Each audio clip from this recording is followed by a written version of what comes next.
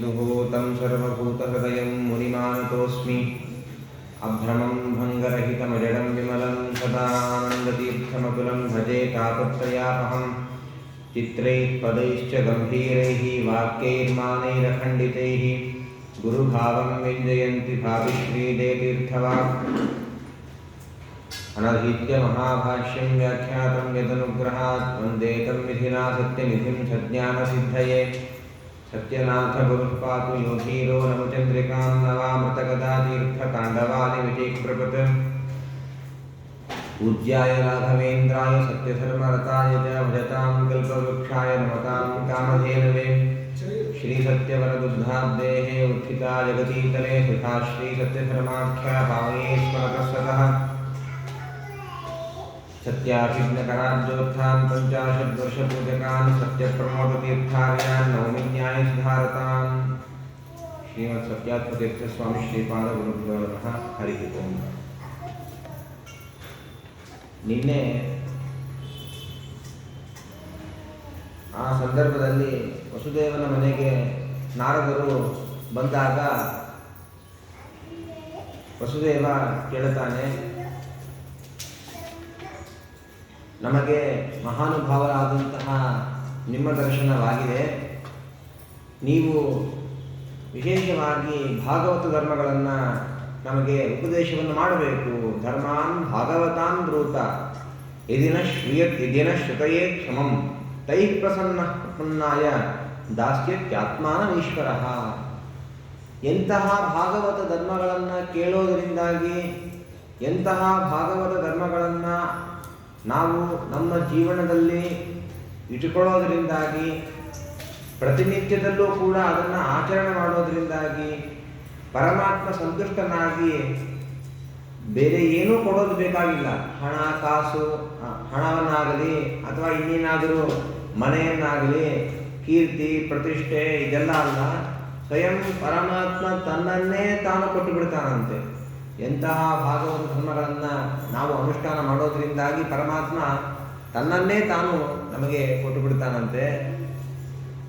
ಪರಮಾತ್ಮನೇ ನಮಗೆ ಸಿಕ್ಕ ಮೇಲೆ ಇನ್ನೇನು ಬೇಕು? ಯಾವುದು ಒಂದನ್ನು ಪಡೆಯೋದರಿಂದಾಗಿ ಬೇರೆ ಎಲ್ಲವೂ ಕೂಡ ಸಿಕ್ಕಿಬಿಡ್ತದೋ ಅದನ್ನು ನಾವು ಪಡೀಲಿಕ್ಕಾಗಿ ಪ್ರಯತ್ನ ಮಾಡಬೇಕು. ಅದನ್ನು ಪಡೀಲಿಕ್ಕೆ ಪ್ರಯತ್ನ ಮಾಡೋದು ಬಿಟ್ಟು ನಾವು ಅದನ್ನೇ ತ್ಯಾಗ ಮಾಡಿ ಬೇರೆ ಎಲ್ಲದರ ಮೇಲೆ ನಾವು ಮೋಹವನ್ನು ಮಾಡಿ ಅದಕ್ಕೆ ಪ್ರಯತ್ನವನ್ನು ಮಾಡ್ತಾ ಇರ್ತೇವೆ. ಅಂತಹ ಪರಮಾತ್ಮನನ್ನು ಸೇರುವಂತಹ ಬಗೆ ಅಂದರೆ ಭಾಗವತ ಧರ್ಮಗಳು, ಅದನ್ನು ಉಪದೇಶ ಮಾಡಿರಿ ಅಂತ ವಸುದೇವರು ನಾರದರನ್ನು ಕೇಳಿದಾಗ ಅವರು ಇತಿಹಾಸ, ನಿಮಿಚಕ್ರವರ್ತಿಯ ಇತಿಹಾಸವನ್ನು, ನಿಮಿಚಕ್ರವರ್ತಿಗೂ ಮತ್ತು ಜಯಂತಿಯರಿಗೂ ನಡೆಯುವಂತಹ ಉಪಾಖ್ಯಾನವನ್ನು, ಉಪದೇಶವನ್ನು ಮಾಡಲಿಕ್ಕೆ ಪ್ರಯತ್ನವನ್ನು ಮಾಡಬೇಕಾದಾಗ ಒಂದು ಮಾತನ್ನು ಹೇಳ್ತಾರೆ. ದುರ್ಲಭೋ ಮಾನುಷೋ ದೇಹ ದೇಹಿನಾಂ ಕ್ಷಣಭಂಗುರಃ ತತ್ರಾಪಿ ದುರ್ಲಭಂ ಮನ್ಯೆ ವೈಕುಂಠ ಪ್ರಿಯದರ್ಶನಂ. ತುಂಬ ಯೋಗ್ಯವಾದಂತಹ ಪ್ರಶ್ನೆಯನ್ನು ಮಾಡಿದ್ದೀಯಾ ವಸುದೇವ. ಯಾಕೆ ಅಂತಂದರೆ, ದುರ್ಲಭೋ ಮಾನುಷೋ ದೇಹ, ನಮಗೀಗಾಗಲೇ ಸಿಕ್ಕಿಬಿಟ್ಟಿದೆ. ನಾವು ಮನುಷ್ಯರಾಗಿ ಅವತಾರ ಮಾಡಿಬಿಟ್ಟಿದ್ದೀವಿ. ಅದರಿಂದಾಗಿ ನಮಗೆ ಇದರ ಬೆಲೆ ಸರಿಯಾಗಿ ಗೊತ್ತಿಲ್ಲ. ಅದರ ಕಷ್ಟ ಏನು, ಆ ಮನುಷ್ಯನ ದೇಹ ಸಿಗಲಿಕ್ಕೆ ನಾವು ಎಷ್ಟು ಕಷ್ಟಪಟ್ಟಿವಿ ಅನ್ನುವಂತಹ ಒಂದು ಆ ತಿಳುವಳಿಕೆ ಆಗಲಿ, ಆ ಅನುಸಂಧಾನ ಆಗಲಿ ನಮಗಿಲ್ಲ. ಆದರೆ ಪ್ರತಿಯೊಂದರಲ್ಲೂ ಕೂಡ ಇವತ್ತು ಗೀತಾ ಜಯಂತಿ, ಗೀತೆಯಲ್ಲಾಗಿರ್ಬೋದು, ಮಹಾಭಾರತದಲ್ಲಾಗಿರ್ಬೋದು, ಭಾಗವತದಲ್ಲಾಗಿರ್ಬೋದು, ಇನ್ನು ಅನೇಕ ಪುರಾಣಗಳಲ್ಲಿ ಪ್ರತಿಯೊಂದು ಕಡೆಯೂ ಕೂಡ ಹೇಳುವ ಒಂದೇ ಮಾತು, ಮನುಷ್ಯನ ದೇಹ ಅತ್ಯಂತ ದುರ್ಲಭ, ಸಿಗೋದು. ಮಾನವ ಜನ್ಮ ಇದು ದೊಡ್ಡದಯ್ಯ, ಹಾಳು ಮಾಡಿಕೊಳ್ಳಬೇಡಿರಿ ಹುಚ್ಚಪ್ಪಗಳಿರ ಅಂತ ದಾಸರು ಕೂಡ ಮೇಲಿಂದ ಮೇಲೆ ಹೇಳ್ತಾ ಇರ್ತಾರೆ. ಯಾಕೆ ದುರ್ಲಭ? ಎಲ್ಲರೂ ನೀವು ಎಲ್ಲರೂ ಮನುಷ್ಯರಾಗೇ ಇದ್ದೀವಲ್ಲ, ಏನು ಕಷ್ಟ ಯಾಕೆ? ಈ ಕಷ್ಟ ಸಾಧ್ಯ ಯಾಕೆ ಅಂತಂದರೆ, ಬೇರೆ ಯಾವ ಯೋನಿಗಳಲ್ಲೂ ಮಾಡಲಿಕ್ಕೆ ಆಗದೇ ಇರತಕ್ಕಂತಹ ಒಂದು ಸಾಧನೆ ಅಂತ ಅನ್ನೋದು ಈ ಮನುಷ್ಯನ ದೇಹದಲ್ಲಿ ಇದೆ. ಮನುಷ್ಯನ ದೇಹವನ್ನು ಪಡೆದಾಗ ಪಾದಯಾತ್ರೆಯನ್ನು ಮಾಡಬಹುದು, ಪರಮಾತ್ಮನ ಪೂಜೆಯನ್ನು ಮಾಡಬಹುದು, ಪರಮಾತ್ಮನ ನಾಮ ಸ್ಮರಣೆಯನ್ನು ಮಾಡಬಹುದು. ಆಕಳಾಗಿಬಿಟ್ರೆ ಮಾತೆ, ಯಾವುದೇ ಅಂತಹ ಪ್ರಾಣಿ ಆಗಿಬಿಟ್ರೆ ಮಾತಾಡಲಿಕ್ಕೆ ಬರೋದಿಲ್ಲ. ಸ್ತೋತ್ರ ಎಲ್ಲಿ? ಮಾತಾಡ್ಲಿಕ್ಕೆ ಬಂದರೆ ತಾನೇ ಪರಮಾತ್ಮನ ಗುಣವನ್ನು ಹೇಳೋದು, ಪರಮಾತ್ಮನ ಸ್ತೋತ್ರವನ್ನು ಮಾಡೋದು, ಮತ್ತೊಬ್ಬರಿಗೆ ತಿಳಿಸೋದು, ನಾವು ತಿಳಿಯೋದು. ಅನುಸಂಧಾನನೇ ಇಲ್ಲ. ಹಾಗಾಗಿ ಮನುಷ್ಯನ ದೇಹವನ್ನು ಪಡೆದ ಮೇಲೆ ಎಷ್ಟೆಷ್ಟು ಲಾಭಗಳಿದೆ ಮನುಷ್ಯನಿಗೆ. ಆ ಎಲ್ಲ ಲಾಭಗಳನ್ನು ಕೂಡ ತಾನು ಸರಿಯಾಗಿ ವಿನಿಯೋಗ ಮಾಡಿಕೊಳ್ಳಬೇಕು. ಬಂದ ಮೇಲೆ ಮಾತಿದೆ ಅಂತಂದು ಆ ಮಾತನ್ನು ಎಲ್ಲಿ ವಿನಿಯೋಗ ಮಾಡಬೇಕಂತಂದರೆ ಪರಮಾತ್ಮನ ಸ್ತೋತ್ರವನ್ನು ಮಾಡೋದರಲ್ಲಿ, ಪರಮಾತ್ಮನ ಗುಣ ಸಂಕೀರ್ತನ ಮಾಡೋದರಲ್ಲಿ ಇತ್ಯಾದಿಗಳಲ್ಲಿ ವಿನಿಯೋಗ ಮಾಡಬೇಕು. ಅದನ್ನು ಮಾಡದೆ ಏನೇನೋ ಮಾಡಿ ಆ ಮಾತನ್ನು ನಾವು ಹಾಳು ಮಾಡ್ಕೊಳ್ತೀವಿ. ಮತ್ತು ಕಿವಿ, ಎಷ್ಟು ಅದ್ಭುತವಾದಂತಹ ಇಂದ್ರಿಯವನ್ನು ಪರಮಾತ್ಮ ನಮಗೆ ಕೊಟ್ಟಿದ್ದಾನೆ. ಆ ಇಂದ್ರಿಯದಿಂದಾಗಿ ನಾವು ಪರಮಾತ್ಮನ ಕಥಾಶ್ರವಣವನ್ನು ಮಾಡಬೇಕು. ಅದನ್ನು ಬಿಟ್ಟು ಯಾವುದೋ ಅಲ್ಲದ ಸಲ್ಲದ ವಿಷಯಗಳನ್ನೆಲ್ಲವನ್ನು ಕೂಡ ಕೇಳುತ್ತಾ, ಹಾಡುಗಳನ್ನು ಕೇಳುತ್ತಾ ನಾವು ಆ ಶ್ರೋತ್ರೇಂದ್ರಿಯದಿಂದ ಆಗುವಂತಹ ಉಪಯೋಗವನ್ನು ಮಾಡಿಕೊಳ್ಳೋದಿಲ್ಲ. ಇನ್ನು ಅಂಗದಲ್ಲಿ ಧಾರಣತೆ ಒಳ್ಳೆಯ ಗಟ್ಟಿಮುಟ್ಟಾಗಿ ಇದ್ದಾಗ ಕ್ಷೇತ್ರಗಳಿಗೆ, ತೀರ್ಥಯಾತ್ರೆಗಳಿಗೆ ಹೋಗಿ, ಪರಮಾತ್ಮನ ದೇವಸ್ಥಾನಕ್ಕೆ ಹೋಗಿ ಪರಮಾತ್ಮನ ದರ್ಶನವನ್ನು ಮಾಡಲಿಕ್ಕಾಗಿ ವಿನಿಯೋಗ ಮಾಡಬೇಕಾಗಿರ್ತಕ್ಕಂತಹ ಈ ಕಾಲನ್ನು ನಾವು ಎಲ್ಲೆಲ್ಲೋ ತಿರುಗಿ ಏನೋ ಮಾಡ್ತಾ, ಮನೆಯಲ್ಲಿ ಅಥವಾ ಮನೆಯಲ್ಲೇ ಅಲ್ಲಿಂದ ಇಲ್ಲಿ ಅಡಿಗೆ ಮನೆಯಿಂದ ಹಾಲು, ಹಾಲಿಂದ ಬೆಡ್ರೂಮ್ ಹಿಂತಿರುಗ್ತಾ ಯಾವುದಕ್ಕೂ ಕೂಡ ವಿನಿಯೋಗ ಮಾಡದೆ ಹಾಳು ಮಾಡ್ಕೊಳ್ತೀವಿ. ಇನ್ನು ಮುಖ್ಯವಾಗಿ ಕಣ್ಣಿನಿಂದಾಗಿ ಪರಮಾತ್ಮನ ಅದ್ಭುತವಾದಂತಹ ವಿಗ್ರಹ, ಪರಮಾತ್ಮನ ಆ ದಿವ್ಯವಾದಂತಹ ರೂಪವನ್ನು ದರ್ಶನ ಮಾಡೋದು ಬಿಟ್ಟು ನಾವು ಏನೇನೋ ವಿಚಿತ್ರವಾಗಿರ್ತಕ್ಕಂತಹ ಒಂದು ಸಂಕಟಗಳನ್ನೆಲ್ಲ ನೋಡಿಕೊಂಡ ನಮ್ಮ ಜೀವನವನ್ನು ನಾವು ಹಾಳು ಮಾಡ್ಕೊಳ್ತಾ ಇದ್ದೀವಿ. ಅಂತಹ ಮಾನುಷ್ಯ ದೇಹ ನಿನಗೆ ಸಿಕ್ಕಿದೆಯಪ್ಪ, ದುರ್ಲಭೋ ಮಾನುಷ್ಯೋ ದೇಹ. ಅಂತಹ ಅಷ್ಟು ದುರ್ಲಭವಾದಂತಹ ಮನುಷ್ಯನ ದೇಹ ಸಿಕ್ಕ ಮೇಲೆ ಅದನ್ನು ನೀವು ಸರಿಯಾಗಿ ಪರಮಾತ್ಮನ ದರ್ಶನ ಮಾಡಲಿಕ್ಕಾಗಿ, ಪರಮಾತ್ಮ ಕಥಾ ಕೇಳಲಿಕ್ಕಾಗಿ, ಪರಮಾತ್ಮನ ಸ್ತೋತ್ರ ಮಾಡಲಿಕ್ಕಾಗಿ, ಪರಮಾತ್ಮನ ದೇವಸ್ಥಾನಗಳಿಗೆ, ಪರಮಾತ್ಮನ ತೀರ್ಥಯಾತ್ರೆಗಳಿಗೆ ಹೋಗಲಿಕ್ಕಾಗಿ ಆ ದೇಹವನ್ನು ವಿನಿಯೋಗ ಮಾಡು. ಇದರಿಂದಾಗಿ ಏನೇನು ಸಿಗಬಾರದೋ ಎಲ್ಲವೂ ಕೂಡ ಸಿಕ್ಕಿಬಿಡ್ತದೆ. ಸಿಗೋದಿಲ್ಲ, ನಾವು ಯಾವುದಕ್ಕೋಸ್ಕರವಾಗಿ ಒದ್ದಾಡ್ತಿರ್ತೀವಿ, ಯಾವುದು ಎಲ್ಲಿ ಬಿಡು ಅದನ್ನು ನಮ್ಗೆ ಆಗೋದೇ ಇಲ್ಲ ಅಂತ ಅಂದ್ಕೊಂಡಿದ್ದು ಕೂಡ ಸರಳವಾಗಿ ಸಿಕ್ಕಿಬಿಡ್ತಾ ಇದೆ. ಅಷ್ಟು ಅದ್ಭುತವಾಗಿದೆ ಅಂತ ಹೇಳ್ತಾ ಆ ಭಾಗವತ ಧರ್ಮಗಳನ್ನು ಹೇಳ್ರಿ ಅಂತ ರೀತಿಯಾಗಿ ನಿಮಿಚಕ್ರವರ್ತಿ ಆ ಕವಿ ಅವರು 9 ಜನ ಜಯಂತಿಯರು. 9 ಜನ ಯಾರು ಅಂತಂದರೆ ಕವಿಹಿ, ಹರಿಹಿ, ಅಂತರಿಕ್ಷ, ಪ್ರಬುದ್ಧ, ಪಿಪ್ಪಲಾಯನ, ಆವಿರ್ಹೋತ್ರ, ಧ್ರುಮಿಳ, ಚಮಸಃ, ಕರಭಾಜನ ಅಂತ ಈ ರೀತಿಯಾಗಿ 9 ಜನ ಸನ್ಯಾಸಿಗಳು, ಋಷಭನಾಮಕ ಪರಮಾತ್ಮ ಜಯಂತಿ ದೇವಿಯಲ್ಲಿ ಅವತಾರ ಮಾಡಿದಂತಹ ಮಹಾನುಭಾವರು, ಸಾಕ್ಷಾತ್ತಾಗಿ ಪರಮಾತ್ಮನಿಂದಲೇ ತತ್ವೋಪದೇಶವನ್ನು ಪಡೆದಂಥವರು.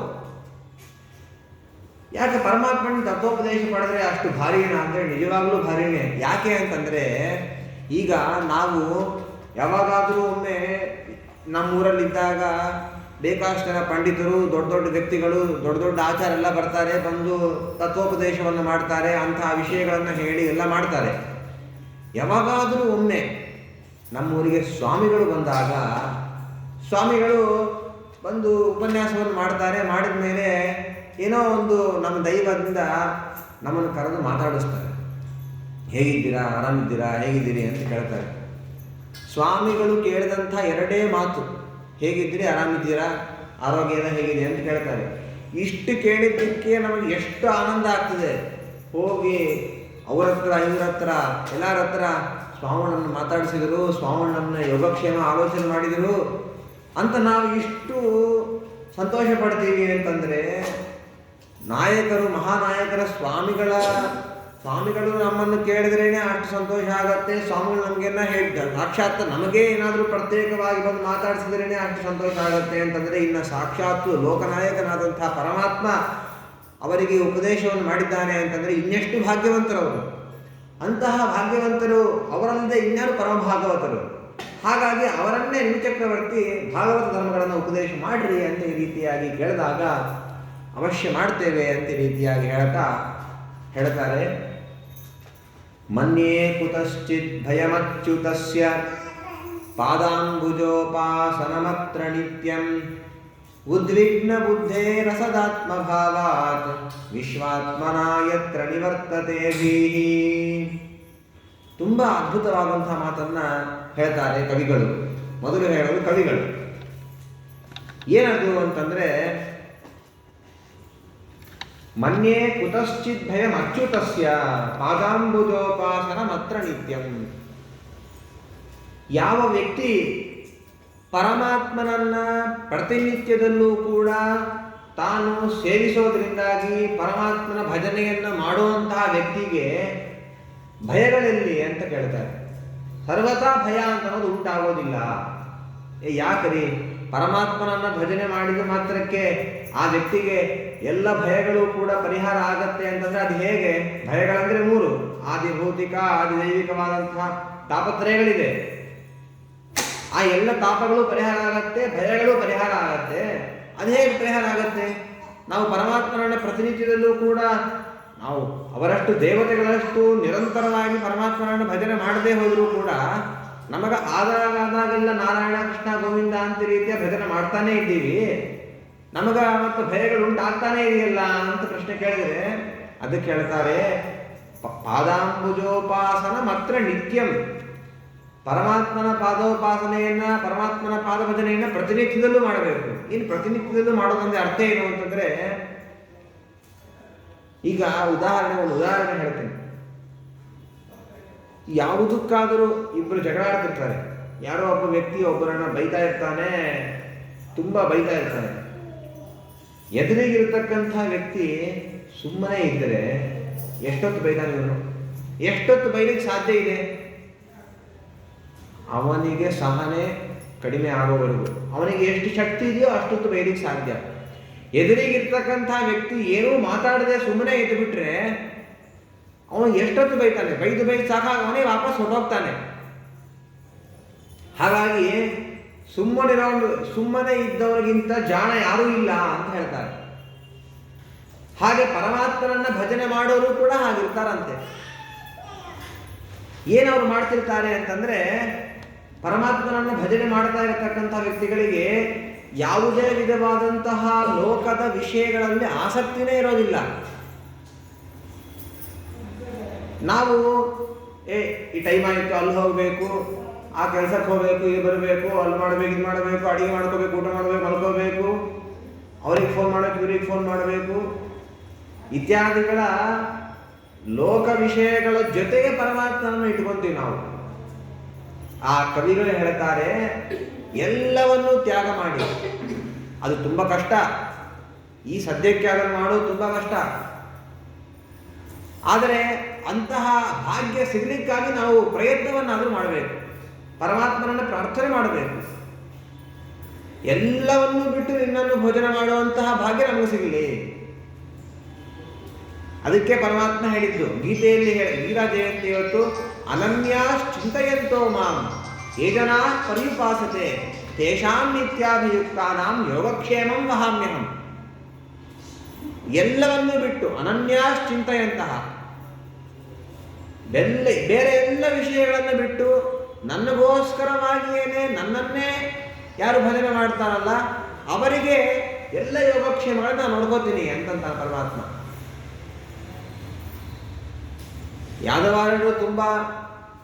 ಯಾದವಾರರು ದೃಷ್ಟಾಂತ ಇದೆ. ಆದರೆ ನಮ್ಮ ಹತ್ತಿರ ಕಾಲದಲ್ಲಿ ನಾ ಕೇಳಿದ್ದು, ಬೆಂಗಳೂರಲ್ಲಿ ಒಬ್ಬ ಆಚಾರ್ಯ ಇದ್ದಾರೆ.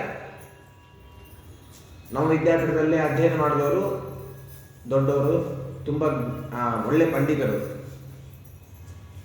ಅವರು ವಿದ್ಯಾಪೀಠದಲ್ಲಿ ಮೊದಲು ಅಧ್ಯಾಪಕರಾಗಿದ್ದರು.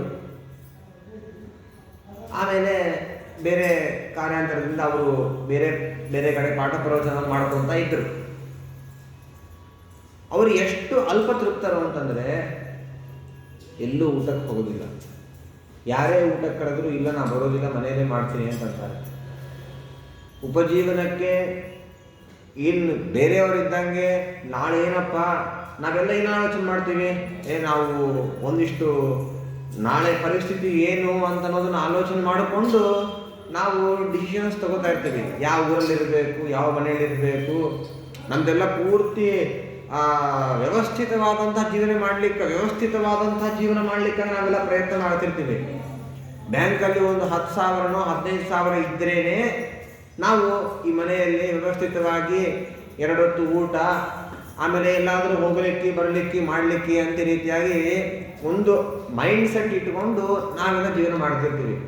ಆದರೆ ಆ ಆಚಾರ್ಯಗೆ ಅಂತಹ ಆಲೋಚನೆಯೇ ಇಲ್ಲ. ಏನಾಗುತ್ತೋ ಆಗತ್ತೆ, ಎಷ್ಟು ಕಷ್ಟ ಇದ್ದರೂ ಕೂಡ ಪರಮಾತ್ಮ ರಕ್ಷಣೆ ಮಾಡೇ ಮಾಡ್ತಾನೆ ಅನ್ನುವಂಥ ಒಂದು ಇದರ ಮೇಲೆ ತಾವು ಜೀವನ ಮಾಡ್ತಾ ಇದ್ದಾರೆ. ಇವತ್ತಿಗೂ ಕೂಡ ಹಾಗೆ ಇದ್ದಾರೆ. ಏನಾಯಿತು ಅಂತಂದರೆ, ಅವ್ರ ಮನೆಯವರು ವೈದ್ಯ ಡಾಕ್ಟರ್ ಆಗಿದ್ದಾರೆ. ಒಮ್ಮೆ ಅವರಿಗೆ ಬೆನ್ನಿನ ಸ್ಪೈನಲ್ ಕಾರ್ಡು ಡಿಸ್ಕ್ ಅಂತ ಇರಿಸಿದ್ದಾರೆ. ಸ್ಪೈನಲ್ ಕಾರ್ಡಲ್ಲಿ ಅದು ಜಾರಿ ಇದಾಗಿಬಿಟ್ಟಿದೆ. ಜಾರಿಬಿಟ್ಟು ಪೂರ್ತಿ ಅದು ಸ್ಥಿರವಾಗಿರಲಿಕ್ಕೆ ಆಗಲಿಲ್ಲ. ಯಾವುದಿದ್ರೇ ನಾವು ಬೆನ್ನು ಸರಿಯಾಗಿ ಇರಬೇಕು, ಅದೇ ಮಿಸ್ ಆಗಿಬಿಟ್ಟಿದ ಮೇಲೆ ಆಪರೇಷನ್ ಮಾಡಬೇಕು ಅಂತಂದರು. ಸರಿ ಆಯಿತು ಅಂತ ಬೆಂಗಳೂರಲ್ಲಿ ದೊಡ್ಡ ಆಸ್ಪತ್ರೆ ಯಾವುದಂದರೆ ಸಾಕ್ರ ಅಂತ ಒಂದು ಆಸ್ಪತ್ರೆ, ದೊಡ್ಡ ಆಸ್ಪತ್ರೆ. ಅಲ್ಲಿಗೆ ಹೋಗಿ ಎಲ್ಲ ವಿಚಾರಿಸಿ ಆಯಿತು, ನಾವು ಸರ್ಜರಿ ಮಾಡಬೇಕು, ಆಯ್ತು ಸರ್ಜರಿ ಮಾಡಬೇಕಾಗತ್ತೆ, ಒಂದು 3.5 ಲಕ್ಷ 4 ಲಕ್ಷ ಹಂಗೆ ನೀವು ದುಡ್ಡನ್ನು ಇಟ್ಕೊಳ್ರಿ ಅಂತ ಹೇಳಿದ್ರು. ಸರಿ ಆಯಿತು ಅಂತ ಅವರೇನು ಓಲಾ ಮಾಡಿಕೊಂಡು ಕಾರಲ್ಲಿ ಒಂದು 500 ರೂಪಾಯಿನೂ ಆಯಿತು ಓಲಾ ಮಾಡ್ಕೊಂಡು ಹೋದರು. ಹೋದ್ಮೇಲೆ ಅವರ ಯಾರು ಪೇಷಂಟ್ ಇರ್ತಾರಲ್ಲ, ಪೇಷಂಟ್ನ ಎಲ್ಲ ನೋಡ್ತಾರೆ ಅವರು, ಡಾಕ್ಟರ್ಸ್ ಎಲ್ಲ ಆಧಾರ್ ಕಾರ್ಡ್ ಅದು ಇದೆಲ್ಲ ಇಸ್ಕೊತಾರೆ. ನೋಡಿದ್ರೆ ಗೊತ್ತಾಯಿತು ಇವರು ಡಾಕ್ಟರ್ ಇವರು ಅಂತಂದು. ನೋಡ್ರಿ, ಆ ಆಚಾರ್ಯರು ಏನಾಗತ್ತೆ ಹೆಲ್ತ್ ಇನ್ಶೂರೆನ್ಸ್ ಮಾಡಿಸಿಲ್ಲ, ಏನೋ ಆಗತ್ತೇನೋ ಏನಾಗುತ್ತೋ ಏನೋ ಅಂತ ಅಂದ್ಕೊಂಡು ದುಡ್ಡು ಕೂಯಿಟ್ಟು ಇಲ್ಲ, ಹೆಲ್ತ್ ಇನ್ಶೂರೆನ್ಸ್ ಕಾರ್ಯಗಳನ್ನು ಮಾಡಿಸಲೂ ಇಲ್ಲ. ಏನಾಗುತ್ತೋ ಆಗತ್ತೆ, ಪರಮಾತ್ಮ ನೋಡ್ಕೊಳ್ತಾನೆ ಅನ್ನುವಂಥ ಒಂದೇ ಒಂದು ಆಲೋಚನೆಯಲ್ಲಿದ್ದರು. ಅದು ನೋಡಿದ ಮೇಲೆ ಆ ಹಾಸ್ಪಿಟಲ್ನಲ್ಲಿರ್ತಕ್ಕಂತಹ ಜನಗಳು, ಓ ಇವರು ಡಾಕ್ಟರಿಗೆ ಈ ಥರ ಆಗಿದೆ ಅಂತಂದರೆ ನಾವ್ಯಾರು ಫೀಸ್ ತೊಗೊಳೋದು ಬೇಡ, ಸರ್ಜರಿ ಮಾಡುವಂಥ ಡಾಕ್ಟರು, ನಾನೊಬ್ಬ ಡಾಕ್ಟರ್ ಆಗಿದ್ದಕ್ಕಾಗಿ ಒಬ್ಬ ಡಾಕ್ಟರಿಗೆ ವೈದ್ಯವನ್ನು ಮಾಡಿದ, ನಾನು ಒಂದು ಸೇವೆಯನ್ನು ಮಾಡಿದಾಗ ಅದಕ್ಕೆ ನಾನು ಚಾರ್ಜ್ ತಗೊಳ್ಳೋದಿಲ್ಲ ಅಂತ ಅವನು ಚಾರ್ಜ್ ತಗೊಳ್ಳಿಲ್ವಂತೆ.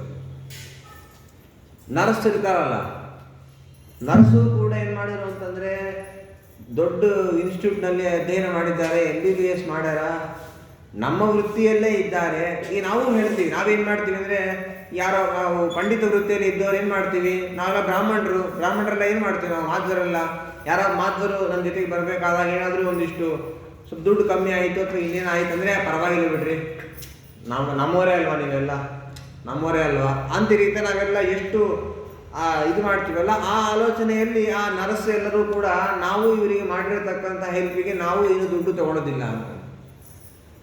ಅದಾದಮೇಲೆ ಆಯಿತು, ಡಾಕ್ಟ್ರ್ ತೊಗೊಳೋದಿಲ್ಲ ಮತ್ತು ನರ್ಸ್ ತೊಗೊಳೋದಿಲ್ಲ, ಆದರೆ ಆ ಎಕ್ವಿಪ್ಮೆಂಟ್ಸು, ಅದಕ್ಕೆ ಬೇಕಾದಂತಹ ಒಂದು ಸರ್ಜರಿ ಮಾಡಲಿಕ್ಕೆ ಬೇಕಾದಂತಹ ಎಕ್ವಿಪ್ಮೆಂಟ್ಸ್ ಮತ್ತು ದುಡ್ಡು ಕೊಡಬೇಕಲ್ಲ ಅಂತಂದರೆ, ಆ ಹಾಸ್ಪಿಟಲ್ನವರು ಎಷ್ಟು ಎಕ್ವಿಪ್ಮೆಂಟ್ಸ್ ತಂದ್ಕೊಂಡಿರ್ತಾರಲ್ಲ ಅದರಲ್ಲಿ ಯಾವುದೋ ಒಂದಿಷ್ಟುಗಳನ್ನು ಫ್ರೀಯಾಗಿ ಕೊಡಬೇಕಂತ ಗೌರ್ಮೆಂಟ್ ಆರ್ಡರ್ ಇರ್ತದೆ. ಎಲ್ಲವನ್ನೂ ಕೂಡ ಮಾರಾಟಕ್ಕೆ ಮಾಡೋಂಗಿಲ್ಲ. ಒಂದಿಷ್ಟು ಸ್ಯಾಂಪಲ್ ಫಾರ್ ಯೂಸ್ ಅಂತ ಇರ್ತದೆ. ಕೆಲವೊಂದು ವೈದ್ಯರಿಗೆ ಉದಾಹರಣೆಗೆ ಯಾವುದಾದ್ರೂ ಒಂದು ಹೊಸದಾದಂಥ ಔಷಧಿಯನ್ನು ಕಂಡುಕೊಂಡ್ರು ಅಂತಂದರೆ ಅದನ್ನು ಒಂದು ಡಾಕ್ಟರ್ ಹತ್ರ ಹೋಗಿ ಕೊಟ್ಟ ಮೇಲೆ ಅದನ್ನು ಸ್ಯಾಂಪಲ್ಗೆ ಕೊಡಬೇಕು, ಅವರಿಗೆ ದುಡ್ಡು ಇಸ್ಕೊಳ್ಳೋಂಗಿಲ್ಲ, ಗೌರ್ಮೆಂಟ್ ಆರ್ಡರು. ಹಾಗಾಗಿ ಸ್ಯಾಂಪಲ್ ಫಾರ್ ಯೂಸ್ ಅಂತ ಒಂದಿಷ್ಟಿತ್ತು ಆ ಏನು ಎಕ್ವಿಪ್ಮೆಂಟು, ಆ ಎಕ್ವಿಪ್ಮೆಂಟಿಗೆ ಸುಮಾರು 1.5 ರಿಂದ 2 ಲಕ್ಷ ರೂಪಾಯಿ ಆಗ್ತದೆ. ಅದನ್ನು ಫ್ರೀಯಾಗಿ ಸ್ಯಾಂಪಲ್ ಫಾರ್ ಯೂಸ್ ಅಂತ ಇರೋದ್ರಿಂದ ಅದನ್ನು ಅವರು ಫ್ರೀಯಾಗಿ ಹಾಕಿಬಿಟ್ರಂತೆ. ಹಾಗಾಗಿ ಇನ್ನೊಂದು ಸ್ವಲ್ಪ ಆ ಬೆಡ್ ಚಾರ್ಜ್ ಇರ್ತದೆ, ರೂಮ್ ಚಾರ್ಜ್ ಇರ್ತದಲ್ಲ, ಆ ರೂಮ್ ಚಾರ್ಜನ್ನು ಕಟ್ಟಬೇಕು. ಅದಕ್ಕೊಂದು 35,000 40,000 ಆದರೆ ಒಬ್ಬ ಶಿಷ್ಯ ಬಂದು, ಸ್ವಾಮಿ ಇದೊಂದು ಸಣ್ಣ ಸೇವೆಯನ್ನು ಮಾಡುವಂಥ ಭಾಗ್ಯ ನಂಗೆ ಕೊಡ್ರಿ, ಇದೊಂದು ಮಾಡ್ತೀನಿ ಅಂತ ಆ ಮಿಕ್ಕಿದ ದುಡ್ಡನ್ನು ಕೂಡ ಅವನೇ ಕೊಟ್ಟುಬಿಟ್ನಂತೆ. ಒಟ್ಟಾರೆ ಆ ಆಚಾರ್ಯರಿಗೆ ಖರ್ಚಾದಂತಹ ದುಡ್ಡು ಎಷ್ಟು ಅಂತಂದರೆ ಒಂದು 500 ರಿಂದ 1000 ರೂಪಾಯಿ ಅಷ್ಟೇ.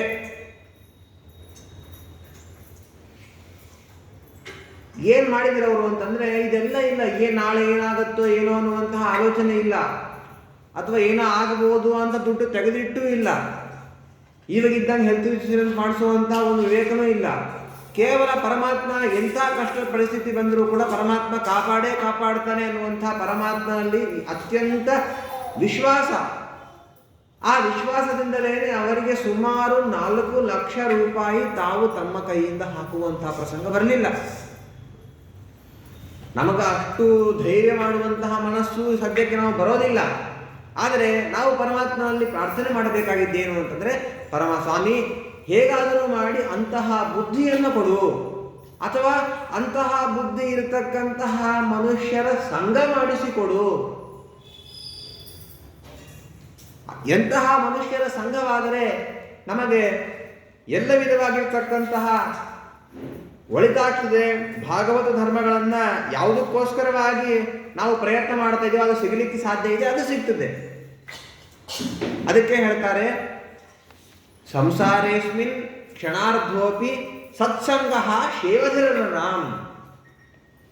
ಅವ್ರು ಹೇಳುವಂತಹ ಒಂದು ದೊಡ್ಡ ಮಾತು, ಈ ಸಂಸಾರದಲ್ಲಿ ಒಂದೇ ಒಂದು ಕ್ಷಣ ಸಜ್ಜನರ ಸಂಘವಾದರೆ ಅದರಿಗಿಂತ ಒಳ್ಳೇದು ಯಾವುದೂ ಇಲ್ಲ ಅಂತ. ಯಾಕೆ ಅಂತಂದರೆ ಸಜ್ಜನರ ಸಂಘವಾದರೆ, ಸಜ್ಜನರಂದರೆ ಏನು ಮಾಡ್ತಿರ್ತಾರೆ, ಕೇವಲ ಅವರು ಅವರದೇ ಆದಂತಹ ಚಟುವಟಿಕೆಗಳಂತಂದರೆ ಪರಮಾತ್ಮನಿಗೋಸ್ಕರನೇ ಮೀಸಲಿಡೋದು. ಆದಷ್ಟು ಸಮಯವನ್ನು ತಾವು ಸಾಧನ ಮಾಡಿಕೊಳ್ಳಿಕ್ಕಾಗಿ ವಿನಿಯೋಗ ಮಾಡ್ತಿರ್ತಾರೆ. ಆವಾಗ ನೋಡಿ ನಮಗೆ ಅನ್ನಿಸ್ತದೆ, ಆಚಾರ ಅಷ್ಟು ಮಾಡ್ತಾ ಇದ್ದಾರೆ, ಅವ್ರು ಮಾಡೋದು ನೋಡಿ ಆದರೂ ನಮ್ಗೆ ಮಾಡಬೇಕಂತ ಅನಿಸ್ಬೇಕು ಅಂತ ನಮ್ಗೆ ಅನ್ನಿಸ್ತದೆ ನಿಜವಾಗಲೂ. ಯಾಕೆ ಲೌಕಿಕದಲ್ಲಿ ಅನಿಸೋದಿಲ್ವಾ? ಯಾರಾದರೂ ಮನೆಗೆ ಹೋದಾಗ, ದೊಡ್ಡ ಮನೆ ಕಟ್ಟಿದಾಗ ಯಾರಾದರೂ ಮನೆಗೆ ಗೃಹ ಪ್ರವೇಶಕ್ಕೆ ಕರೆದಿರ್ತಾರೆ, ಗೃಹ ಪ್ರವೇಶಕ್ಕೆ ಕರೆದಾಗ ಹೋಗಿರ್ತೀವಿ, ಹೋದಾಗ ಅಲ್ಲಿ ಮನೆ ನೋಡಿ ಒಳ್ಳೊಳ್ಳೆ ಬಾಗಿಲುಗಳು, ಒಳ್ಳೊಳ್ಳೆ TV, ಇಂಟೀರಿಯರ್ಸ್ ಎಲ್ಲ ನೋಡಿ, ನಾವು ಮನೆ ಕಟ್ಟಿದಾಗ ಈ ಥರನೇ ಇಂಟೀರಿಯರ್ಸ್ ಮಾಡಿಸ್ಕೊಳ್ಬೇಕು ಅಂತ ಅನ್ನಿಸ್ತದೆ ನಮಗೆ, ಆ ಥರ ಕಟ್ಕೊಳ್ಬೇಕು ಅಂತ ಅನ್ನಿಸ್ತದೆ. ಹಾಗೆ ಸಜ್ಜನರ ಸಂಘ ಮಾಡಿದರೆ ನಮಗೂ ಆ ಥರ ಅನ್ನಿಸ್ತದೆ. ಏನಂತಂದರೆ, ಯಾವತ್ತಾದರೂ ಒಂದು ದಿವಸ ನಾವು ಕೂಡ ಈ ಆಚಾರ್ಯರು ಎಷ್ಟೊತ್ತು ಪೂಜೆಯನ್ನು ಮಾಡ್ತಾರೆ, ಎಷ್ಟೊತ್ತು ಜಪವನ್ನು ಮಾಡ್ತಾರೆ, ಎಷ್ಟೊತ್ತು ಪರಮಾತ್ಮನ ಸ್ತೋತ್ರಗಳನ್ನು ಪಾರಾಯಣ ಮಾಡ್ತಾರೆ, ಪ್ರದಕ್ಷಿಣೆ ಮಾಡ್ತಾರೆ, ನಾವು ಸ್ವಲ್ಪ ಆದರೂ ಪ್ರಯತ್ನ ಮಾಡೋಣ ಅಂತ ರೀತಿಯಾಗಿ ನಮಗೆ ಆ ಬುದ್ಧಿ ಪರಮಾತ್ಮ ಆ ಸಂಘ ನಮಗೆ ಅನಿಸದೇ ಹೋದರೂ, ನಮಗೆ ಅನಿಸೋದು ಅಂದ್ರೇನು, ಪರಮಾತ್ಮ ನಮ್ಮಲ್ಲಿ ಇದ್ದು ಆ ಬುದ್ಧಿಯನ್ನು ಪ್ರಚೋದನೆ ಮಾಡ್ತಾನೆ. ಅವ್ರು ನೋಡಿ ಕಲಿ ಅಂತ ರೀತಿಯಾಗಿ ಮನಸ್ಸಿನಲ್ಲಿ ನಮಗೆ ಅನಿಸ್ತದೆ.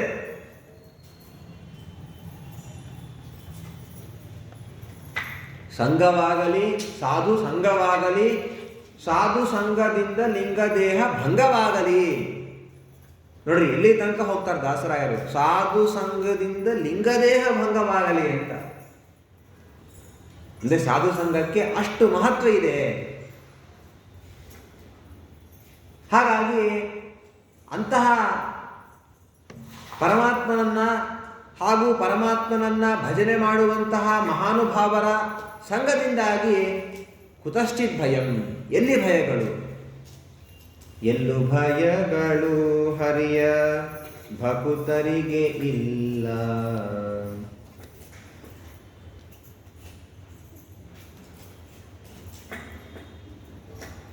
ಪರಮಾತ್ಮನನ್ನ ಯಾರು ಅನನ್ಯವಾಗಿ ಭಜಿಸ್ತಾ ಇರ್ತಾರೋ ಅವರಿಗೆ ಯಾವುದೇ ವಿಧವಾಗಿರ್ತಕ್ಕಂತಹ ಭಯಗಳಿರೋದಿಲ್ವಂತೆ. ಹುಲಿ ಇಲಿಯಾಗುವುದು, ತೋಳಕೋಳ್ಯಾಗುವುದು, ಕಲಿಬಂದು ಹಿತ್ತಲನ್ನು ಈಗ ಬಳಿವ, ಖಳಮಹಾಚೋರ ಚೊಚ್ಚಲಗೂಡಿ ಮಗನಾಹ ಜಲಜನಾಕ್ಷರ ಕೃಪೆಯ ಪಡೆದ ದಾಸರಿಗೆ. ಪರಮಾತ್ಮನ ಕೃಪೆಯನ್ನ ಪಡೆದಂತಹ ಮಹಾನುಭಾವರ ದರ್ಶನವನ್ನ ಮತ್ತು ಅವರಿಗೆ ಭಾಗ್ಯವನ್ನು ಕೊಟ್ಟಂತಹ ಪರಮಾತ್ಮನ ದರ್ಶನವನ್ನು ಯಾರು ವ್ಯಕ್ತಿಗಳು ಮಾಡ್ತಾರೋ ಅವರಿಗೆ ಎಲ್ಲಿ ಭಯಗಳು, ಯಾವುದೇ ವಿಧವಾದಂತಹ ಭಯಗಳಿರೋದಿಲ್ಲ. ಅದಕ್ಕೆ ಆ ಕವಿಗಳು ಹೇಳಿದ್ದು, ಮನ್ಯೇ ಕುತಶ್ಚಿತ್ ಭಯಮಚ್ಯುತಸ್ಯ ಪಾದಾಂಬುಜೋಪಾಸನಮತ್ರ ನಿತ್ಯಂ ಉದ್ವಿಗ್ನ ಬುದ್ಧೇರಸದಾತ್ಮಭಾವಾತ್ ವಿಶ್ವಾತ್ಮನಾಯತ್ರ ನಿವರ್ತತೆ ಭೀಹಿ. ನಮಗೆಲ್ಲ ಒಂದು ಟೆನ್ಷನ್ ಇರ್ತದೆ. ಏನಂತಂದರೆ, ದುಡ್ಡು ಬಂದರೆ ಆ ಬಂದ ದುಡ್ಡನ್ನು ಸಂರಕ್ಷಣೆ ಹೇಗೆ ಮಾಡಬೇಕು, ಸಂರಕ್ಷಣೆ ಅಥವಾ ಅದನ್ನು ಬೇರೆ ರೀತಿಯಾಗಿ ಇಟ್ಟುಕೊಂಡ್ರೆ ಅದನ್ನು ಹೆಂಗೆ ಉಳಿಸ್ಕೊಳ್ಬೇಕು ಇತ್ಯಾದಿ ಎಲ್ಲವೂ ಕೂಡ ಭಯಗಳು. ಆ ಟೆನ್ಷನ್ ಎಲ್ಲ ಯಾವಾಗ ಇರ್ತದೆ ಅಂತಂದರೆ ನಮಗೆ ಯಾವಾಗ ಈ ಪ್ರಕೃತಿಯ ಸಂಬಂಧ, ಪ್ರಕೃತಿ ಅಂತಂದರೆ ಈ ಜಗತ್ತಿನ ಸಂಬಂಧ ಯಾವಾಗಿನ ತನಕ ನಾವು ಹೆಚ್ಚು ಇಟ್ಕೊಂಡ್ಬಿಟ್ಟಿರ್ತೀವೋ ಆವಾಗಿನ ತನಕ ನಮಗೆ ಅಲ್ಲದ ಸಲ್ಲದ ಭಯಗಳು, ಅಲ್ಲದ ಸಲ್ಲದ ಟೆನ್ಷನ್ಗಳೆಲ್ಲವೂ ಕೂಡ ಶುರು ಆಗ್ತದೆ. ಯಾವಾಗ ಅದೆಲ್ಲವನ್ನು ಕೂಡ ಬಿಟ್ಟು ಕೇವಲ ಪರಮಾತ್ಮನಿಗೋಸ್ಕರವಾಗಿ ಕೆಲವೊಂದು ಸಮಯವನ್ನು ಸರಿಯಾಗಿ ನಾವು ವಿನಿಯೋಗ ಮಾಡಿದರೆ ಆವಾಗ ಎಷ್ಟು ಮನಸ್ಸು ನಿರಾಳವಾಗ್ತದೆ, ಆ ಪರಮಾತ್ಮನ ದರ್ಶನ ಅಂತ ಅನ್ನೋದಾಗ್ತದೆ. ಯಾಕ್ರಿ ಅಷ್ಟು ದೊಡ್ಡದ ಪರಮಾತ್ಮನ ತತ್ವ, ಪರಮಾತ್ಮನ ದರ್ಶನ ಅದು ಅಷ್ಟು ಭಾರೀನಾ ಅಂತಂದರೆ ಅದಕ್ಕೆ ಮಾತಂತಾರೆ ಕವಿಗಳು, ಧಾವನ್ ಉನ್ಮೀಲ್ಯ ನೇತ್ರೇನ ನಸ್ಖಲೇತ್ ನಪದೇ ದಿಹ. ಈ ಪರಮಾತ್ಮ ಇದ್ದಾನೆ, ದೇವರಿದ್ದಾರೆ, ಈ ಎಲ್ಲ ಪರಮಾತ್ಮ ಹೇಳುವಂತಹ ಈ ಎಲ್ಲ ಸಾಧನಗಳು ಅಥವಾ ಸ್ವರ್ಗ ನರಕ ಮೋಕ್ಷ ಧರ್ಮ ಅಧರ್ಮಗಳು ಸ್ವರ್ಗ ನರಕಗಳು ಮತ್ತು ಎಲ್ಲ ವಿಧವಾದಂತಹ ಪರಮಾತ್ಮನ ಭುವರ್ಲೋಕ ಸ್ವರ್ಲೋಕ ಪರಮಾತ್ಮನ ವಿಶ್ವರೂಪ ಚಿಂತನೆಯನ್ನು ಇಲ್ಲಿ ಫೋಟೋ ಹಾಕ್ಯಾರ. ಹೇಗಿದೆ ಪರಮಾತ್ಮ ಶೇಷಕೂರ್ಮ, ವಿಷ್ಣುಕೂರ್ಮ, ವಾಯುಕೂರ್ಮ, ಶೇಷಕೂರ್ಮ, ಮೇಲೆ 14 ಲೋಕಗಳು, ಇವೆಲ್ಲವೂ ಕೂಡ ಸತ್ಯ, ಇವೆಲ್ಲವೂ ಕೂಡ ನಿಜ, ಯಾವುದೂ ಸುಳ್ಳಲ್ಲ ಅನ್ನುವಂತಹ ನಿಶ್ಚಿತವಾದಂತಹ ಜ್ಞಾನ ಯಾರಿಗಿರ್ತದಲ್ಲ ಆ ವ್ಯಕ್ತಿ ಕಣ್ಣು ಮುಚ್ಚಿ ಈ ಮಾರ್ಗದಲ್ಲಿ ಓಡಿದರೂ ಕೂಡ ಅವನು ಎಡೆ ಬೀಳೋದಿಲ್ಲಂತೆ. ಉದಾಹರಣೆಗೆ ನಮಗೆ ಯಾವುದಾದ್ರೂ ಒಂದು ಹಾದಿಯಲ್ಲಿ ಏನು ಮಾಡ್ಬೋದು ಅಂತಂದರೆ ತುಂಬ ಗೊತ್ತಿರತಕ್ಕಂಥ ಹಾದಿಯಲ್ಲಿ ಕಣ್ಣು ಮುಚ್ಚಿ ಓಡಿದ್ರೂ ನಮಗೇನಾಗೋದಿಲ್ಲ. ಹೇಗೋ ಹಾಗೆ ಇಂತಹ ಈ ಮಾರ್ಗ ಮಾಧ್ವ ಮಾರ್ಗ, ಈ ಸನ್ಮಾರ್ಗದಲ್ಲಿ ನಾವು ಕಣ್ಣು ಮುಚ್ಚಿಕೊಂಡು ಏನೂ ವಿಚಾರ ಮಾಡದೆ ಪರಮಾತ್ಮ ಇದ್ದೇ ಇದ್ದಾನೆ, ಪರಮಾತ್ಮ ಹೇಳಿರ್ತಕ್ಕಂತಹ ಈ ಎಲ್ಲ ತತ್ವಗಳು ಇದೆ, ಇದನ್ನು ಅನುಷ್ಠಾನ ಮಾಡೋದರಿಂದ ನಿಶ್ಚಿತವಾಗಿ ನನಗೆ ಒಳ್ಳೆಯ ಫಲ ಸಿಕ್ಕೇ ಸಿಗತ್ತೆ ಅನ್ನುವಂತಹ ವಿಶ್ವಾಸ ಇದ್ದರೆ ಎಂದೆಂದಿಗೂ ಅವನು ಎಡವು ಬಿಡೋದಿಲ್ವಂತೆ. ನಮ್ಗೆ ಆ ವಿಶ್ವಾಸ ಇಲ್ರಿ ಅಂತಂದರೆ ಮಾಡಿಕೊಳ್ಳಿ. ಆ ವಿಶ್ವಾಸ ಇರ್ತಕ್ಕಂತಹ ಸಜ್ಜನರಿರ್ತಾರಲ್ಲ ಅವರ ಬಳಿ ಹೋಗಿ ಅದನ್ನು ತಿಳಿದುಕೊಂಡು ಅದರಿಂದ ವಿಶ್ವಾಸವನ್ನು ಪಡೆದು ನೀವು ಓಡಿ ನೋಡಿ, ಅದರಿಂದ ನಿಮಗೆ ಎಲ್ಲ ವಿಧವಾದಂತಹ ಸುಖವು ಯಾಕೆ ಸಿಗೋದಿಲ್ಲ, ಯಾಕೆ ಎಡವು ಬೀಳ್ತೀರಿ? ಸರ್ವಥಾ ಬೀಳಲಿಕ್ಕೆ ಸಾಧ್ಯನೇ ಇಲ್ಲ.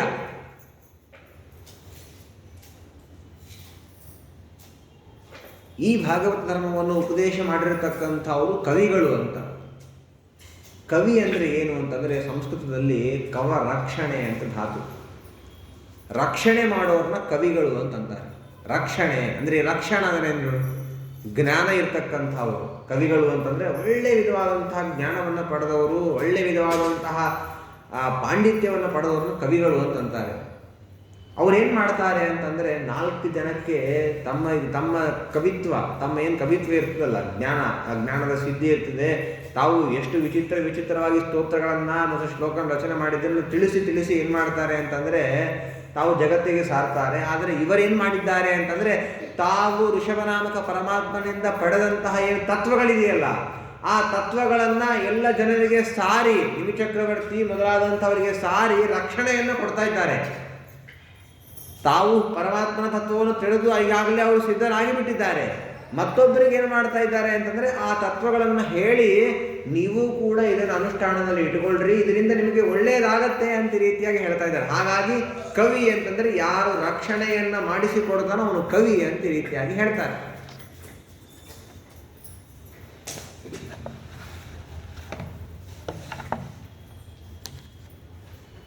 ಯಾಕೆ ಅಂತಂದರೆ ನಾವು ಪರಮಾತ್ಮನನ್ನು ಯಾಕೆ ನಾವು ಭಜಿಸಬೇಕು? ಪರಮಾತ್ಮನನ್ನು ಭಜಿಸ್ಲಿಕ್ಕೆ ಏನು ಕಾರಣ ಅಂತಂದರೆ, ಉದಾಹರಣೆಗೆ ಏನನ್ನು ಬೇಕಾದರೂ ಕೊಡುವಂತಹ ಪರಮಾತ್ಮ. ಉದಾಹರಣೆಗೆ ಪರಮಾತ್ಮನ ಹತ್ರ ನೀವೇನಾದರೂ ತಿರುಮಲ ಕ್ಷೇತ್ರ ಇದೆ, ಎಷ್ಟು ಜನ ಹೋಗ್ತಾರೆ, ಎಷ್ಟು ಜನಕ್ಕೆ ಎಷ್ಟೆಷ್ಟು ವಿಧವಾಗಿರ್ತಕ್ಕಂತಹ ಚಿಂತೆಗಳಿರ್ತದೆ.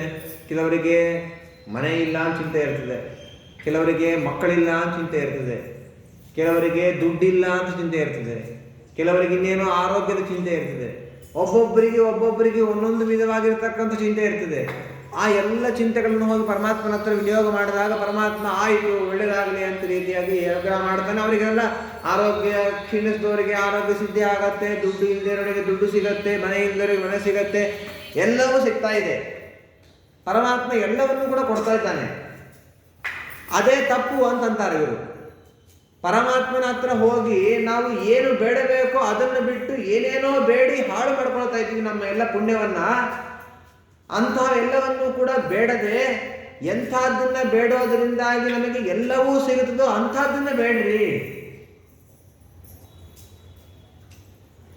ಯಾಕೆ ಅಂತಂದ್ರೆ ಈ ನಾವು ಯಾವ ಲೌಕಿಕವಾದಂತಹ ಪ್ರಯೋಜನಗಳನ್ನು ಬೇಡ್ತಾ ಇರ್ತೀವೋ ಅದೆಲ್ಲವೂ ಕೂಡ ನಶ್ವರವಾದಂತಹದ್ದು, ಸ್ವಲ್ಪ ಕಾಲದವರೆಗೆ ಮಾತ್ರನೇ ನಮ್ಮ ಜೊತೆಗೆ ಇರ್ತಕ್ಕಂಥದ್ದು.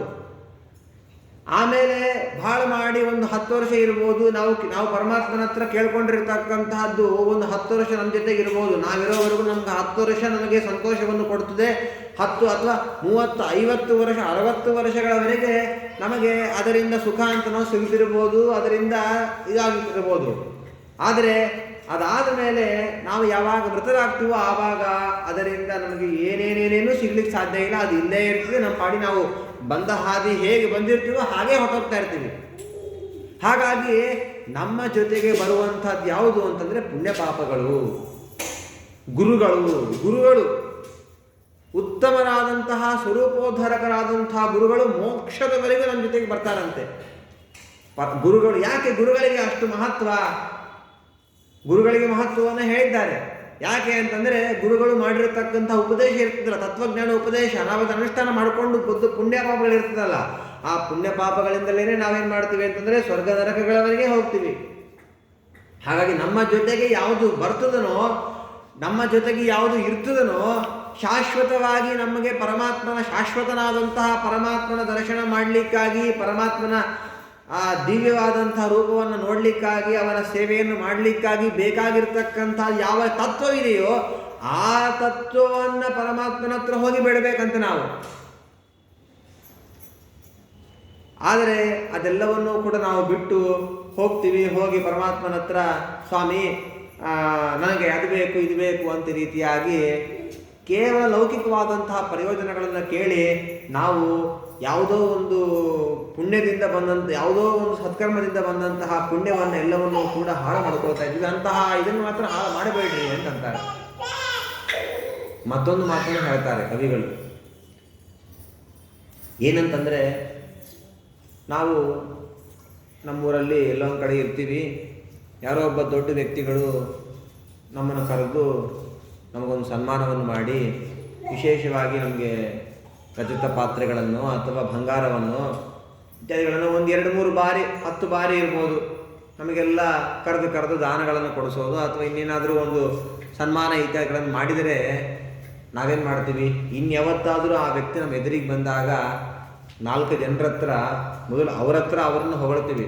ಏನು ಉದಾರ ಮನಸ್ಸು ನಿಮ್ಮದು, ತುಂಬ ಭಾರಿ, ನೀವು ಎಷ್ಟು ಸೇವೆ ಮಾಡ್ತೀರಿ, ಎಷ್ಟು ಉಪಕಾರ ಮಾಡ್ತೀರಿ, ನಿಮ್ಮ ಎಲ್ಲ ಜೀವನ ಇನ್ನೊಬ್ಬರಿಗೆ ಹೆಲ್ಪ್ ಮಾಡೋದ್ರಲ್ಲೇ ನಿಮ್ಗೆಲ್ಲ ಜೀವನ ಮಾಡ್ತೀರಿ, ತುಂಬ ಉಪಕಾರ ಆಯಿತು ನಿಮ್ಮಿಂದ ಅಂತ ಅವರನ್ನು ಸ್ತೋತ್ರ ಮಾಡ್ತೀವಿ.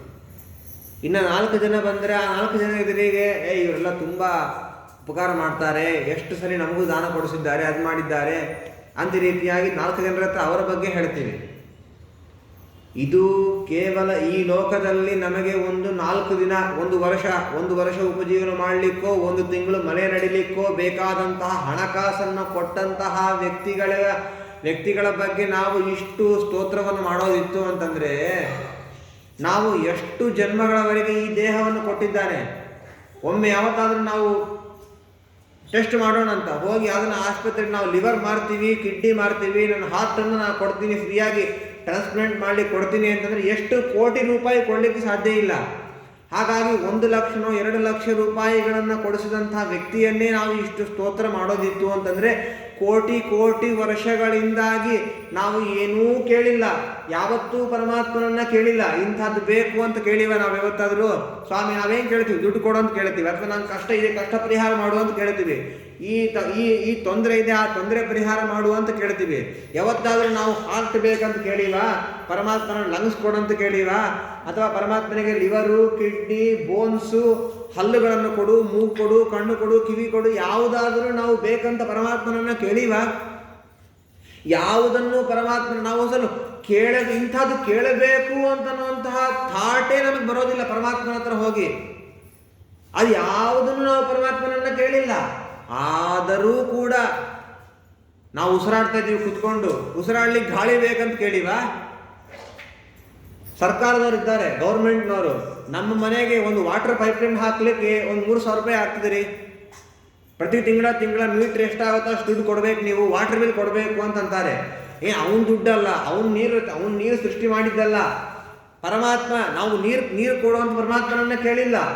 ಆದರೂ ಕೂಡ ಎಷ್ಟೆಷ್ಟು ನದಿಗಳನ್ನು ಪರಮಾತ್ಮ ಹರಿಸಿದ್ದಾನೆ ಫ್ರೀಯಾಗಿ. ಯಾರಾದರೂ ನೀರನ್ನು ಉಪಯೋಗಿಸ್ಕೊಂಡ್ರೆ ಬೈಯೋರಿದ್ದಾರ, ಹೋಗಿ ನದಿ ಹತ್ರ ಹೋಗ್ಬಿಟ್ಟು ನಮ್ಮ ಹತ್ರ ನೀರು ತಗೋತೀವಿ ಅಂತಂದ್ರೆ ಬೈದರೆ ಯಾರು ಬೈಬೇಕು? ಪರಮಾತ್ಮನೇ ಬೈಬೇಕು. ಅವನೇ ಫ್ರೀಯಾಗಿ ಕೊಟ್ಬಿಟ್ಟಿದ್ದಾನೆ. ನೀರು ಉಪಯೋಗಿಸ್ಕೊಳ್ರಿ, ಗಾಳಿ ಉಪಯೋಗಿಸ್ಕೊಳ್ತೀವಿ. ಯಾರನ್ನ ಗಾಳಿ ನಾವು ತಗೊಂಡಿದ್ದಕ್ಕೆ ಚಾರ್ಜ್ ಮಾಡ್ತಾರ? ಮಾಡೋದಿಲ್ಲ. ಮತ್ತು ಆರಾಮಾಗಿ ಸ್ವೇಚ್ಛಾಚಾರ ಕೈ ಚಾಚಿಕೊಂಡು ಕಾಳು ಹಾಕೊಂಡು ಓಡಾಡ್ತಾ ಇದ್ದೀವಿ ನಾವೆಲ್ಲ. ಆ ಓಡಾಡ್ಲಿಕ್ಕೆ ಬೇಕಾದಂತಹ ಅವಕಾಶವನ್ನು ಕೊಟ್ಟಿದ್ದಾನೆ ಪರಮಾತ್ಮ. ಅದಕ್ಕೇನಾದರೂ ನಾವು ಚಾರ್ಜ್ ಮಾಡ್ತಾರೆ ಯಾರಾದರೂ? ಹಾಗಾಗಿ ಏನೂ ಬೇಡದೇನೆ ಇಷ್ಟೆಲ್ಲ ಅನುಗ್ರಹವನ್ನು ಮಾಡಿದಂತಹ ಪರಮಾತ್ಮನ ಸ್ತೋತ್ರವನ್ನು ಎಷ್ಟು ಮಾಡಬೇಕು ನಾವು? ಎಷ್ಟು ಜನರ ಹತ್ರ ಎಷ್ಟು ಬಾರಿ ಹೇಳಬೇಕು ಹೇಳ್ರಿ? 4-5 ಲಕ್ಷ ರೂಪಾಯಿ ಕೊಟ್ಟಂತಹ ವ್ಯಕ್ತಿಯನ್ನೇ ಕಂಡಾಗೆಲ್ಲ ಸ್ತೋತ್ರ ಮಾಡ್ತೀವಿ. ಕೋಟಿ ಜನ್ಮಗಳಿಂದಾಗಿ ಕೋಟಿ ಬಾಳುವಂತಹ ಇಂತಹ ದೇಹದಲ್ಲಿರ್ತಕ್ಕಂತಹ ಆರ್ಗನ್ಸನ್ನ, ಇದೆಲ್ಲ ಇರ್ತಿದೆ, ಈ ದೇಹದಲ್ಲಿರ್ತಕ್ಕಂತಹ ಪದಾರ್ಥಗಳನ್ನು, ಒಂದು ಹಲ್ಲೇನಾದರೂ ನೋವಾದಾಗ ಹಲ್ಲು ಹೋದರೆ ಆ ಹಲ್ಲನ್ನು ತೋರಿಸ್ಕೊಳ್ಳಿಕ್ಕೆ ಡಾಕ್ಟರ್ ಹತ್ರ ಹೋಗ್ತೀವಿ. ಆ ಹಲ್ಲು ತೆಗೆದು ಮತ್ತೊಂದು ಹಲ್ಲನ್ನು ಟ್ರಾನ್ಸ್ಪ್ಲಾಂಟ್ ಮಾಡ್ಲಿಕ್ಕೆ ಅವರು ಒಂದು 8,000 ರೂಪಾಯಿ ಆಗತ್ತೆ ಅಂತಂತಾರೆ. ಹಾಗಾದರೆ ಅವರು ಹೊಸ ಹಲ್ಲಾಗ್ಲಿಕ್ಕೆ 8,000 ಬೇಕು. ಆದರೆ ಆ 32 ಹಲ್ಲುಗಳನ್ನು 1 ರೂಪಾಯಿ ಕೂಡ ಚಾರ್ಜ್ ಮಾಡದೆ ಫ್ರೀಯಾಗಿ ಹಲ್ಲುಗಳನ್ನು ಪರಮಾತ್ಮ ಕೊಟ್ಟಂತಹ ಪರಮಾತ್ಮ ಕೊಟ್ಟಿದ್ದಾನೆ. ಆ ಪರಮಾತ್ಮನ ಬಗ್ಗೆ ನಾವು ಎಷ್ಟು ಜನರ ಹತ್ರ, ಎಷ್ಟು ಬಾರಿ, ಎಷ್ಟು ಕಡೆ, ಎಷ್ಟು ಸಲ, ಎಷ್ಟು ಸರಿ ನಾವು ಸ್ತೋತ್ರ ಮಾಡಿದರೂ ಕೂಡ ಸಾಲೋದಿಲ್ಲ. ಅಷ್ಟು ಅನುಗ್ರಹವನ್ನು ಪರಮಾತ್ಮ ನಮಗೆ ಮಾಡಿದ್ದಾನೆ. ಆದರೆ ಯಾವತ್ತೂ ಕೂಡ ಅವರು ಆ ಲೋಕದಲ್ಲಿರ್ತಕ್ಕಂಥ ಒಂದು 4 ಲಕ್ಷ ರೂಪಾಯಿ ಕೊಟ್ಟಾಗ ನಾವೇನಾದರೂ ನಾವು 4-5 ಲಕ್ಷ ರೂಪಾಯಿ ಕೊಟ್ಟಾಗ ಅವರ ಉಪಕಾರ ಸ್ಮರಣೆ ಮಾಡದೆ ಹೋದರೆ ಅವ್ರೇನು ಮಾಡ್ತಾರೆ? 4 ಜನ ಥರ ನೋಡಿ ಅವರಿಗೆ ನಾವು ಇಷ್ಟು ಉಪಕಾರ ಮಾಡೀನಿ, ಒಂದು ದಿನವೂ ಕೂಡ ಸ್ಮರಣೆ ಮಾಡೋದಿಲ್ಲ, ಅಮ್ಮ ಕೃತಜ್ಞ ಅಂತ ಬೈತಾರೆ.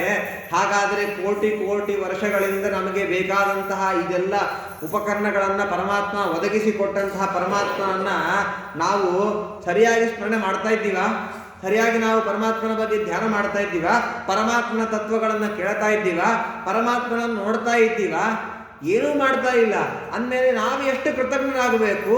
ಆದರೆ ಅದಕ್ಕೆ ಪರಮಾತ್ಮ ಏನು ಮಾಡಿದ್ದಾನೆ ಅಂತಂದರೆ, ನೋಡ್ತಾ ಪರಮಾತ್ಮ ಬಹಳ ಕರುಣ. ಯಾಕಂತಂದರೆ ಇದೆಲ್ಲವನ್ನು ಕೂಡ ಅವನು, ಈ ಮನುಷ್ಯ ಇವನು ಅಲ್ಪಜ್ಞ ಅಸರ್ವಜ್ಞನಾಗಿದ್ದಾನೆ, ಇವನಿಗೆ ಏನೂ ಗೊತ್ತಾಗೋದಿಲ್ಲ, ಎಷ್ಟು ಸಲ ಹೇಳಿದ್ರು ಗೊತ್ತಾಗೋದಿಲ್ಲ ಅಂತ ಇಟ್ಕೊಂಡೇನೆ ಎಲ್ಲ ಉಪಕರಣಗಳನ್ನು ಕೊಡ್ತಾನೆ. ಕೊಟ್ಟ ಮೇಲೆ ವೆಯ್ಟ್ ಮಾಡ್ತಾನೆ ಪರಮಾತ್ಮ. ನೋಡೋಣ ಅಂದ್ ಎಷ್ಟು ವರ್ಷ? 1 ಜನ್ಮ ಅಲ್ಲ, 2 ಜನ್ಮ ಅಲ್ಲ, ಕೋಟಿ ಜನ್ಮ ಅನಾದಿ ಕಾಲದಿಂದ ಕಾದು ನೋಡ್ತಾನೆ. ಇವ ಸರಿ ಆಗಲಿಲ್ಲ ಅಂತಂದರೆ ಮತ್ತೆ ಇದೇ ಸಂಸಾರಕ್ಕೆ ಹಾಕ್ತಾ ಇರ್ತಾನೆ.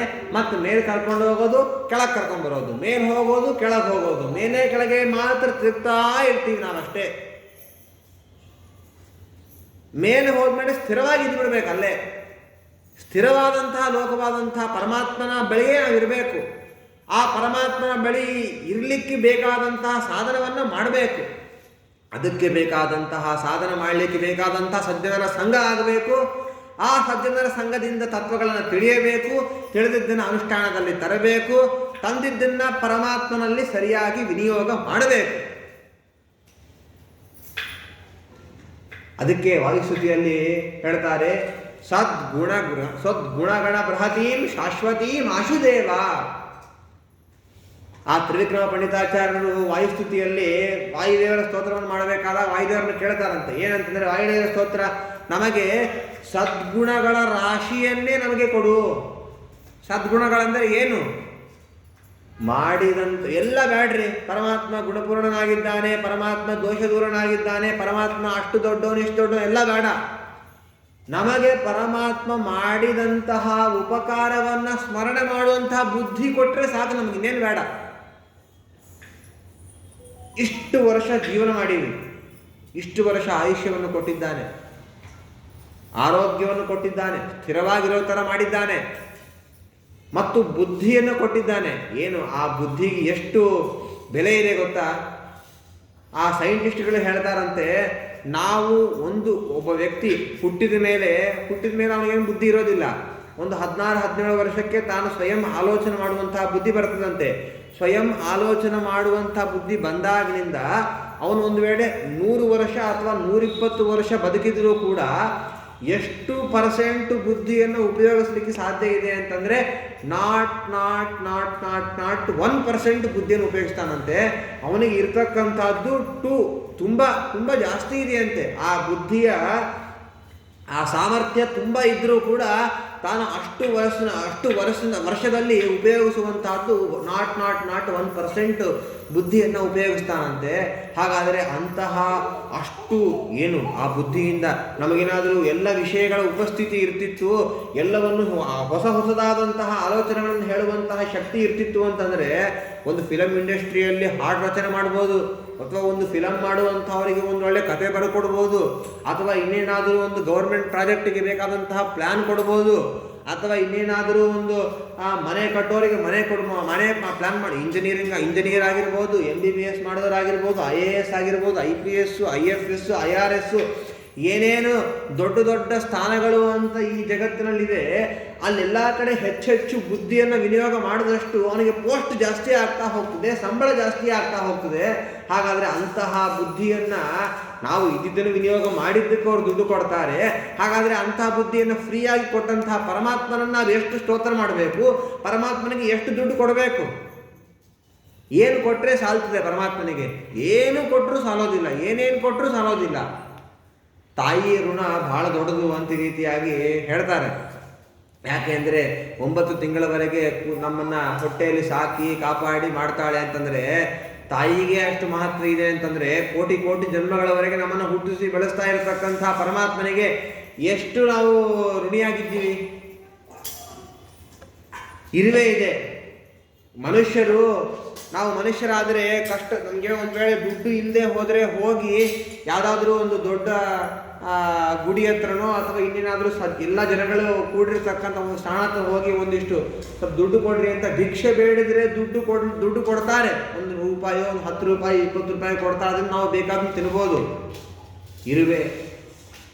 ಇರುವೆ ಇದೆ, ನಾಯಿ ಇದೆ, ಮತ್ತು ಬೆಕ್ಕಿದೆ, ಹಂದಿ ಇದೆ, ಅಥವಾ ಇನ್ನೇನೋ ಸಣ್ಣ ಹಾವು ಇದೆ, ಚೇಳಿದೆ, ಎಷ್ಟು ರಕವಾದಂತಹ ಪ್ರಾಣಿಗಳಿದೆ.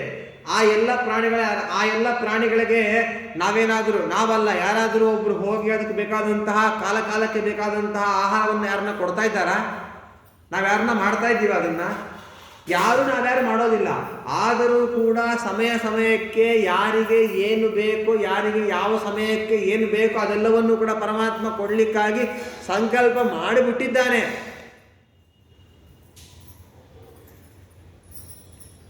ಅದರ ಕಷ್ಟ ನಮಗೆ ಗೊತ್ತಿಲ್ಲ.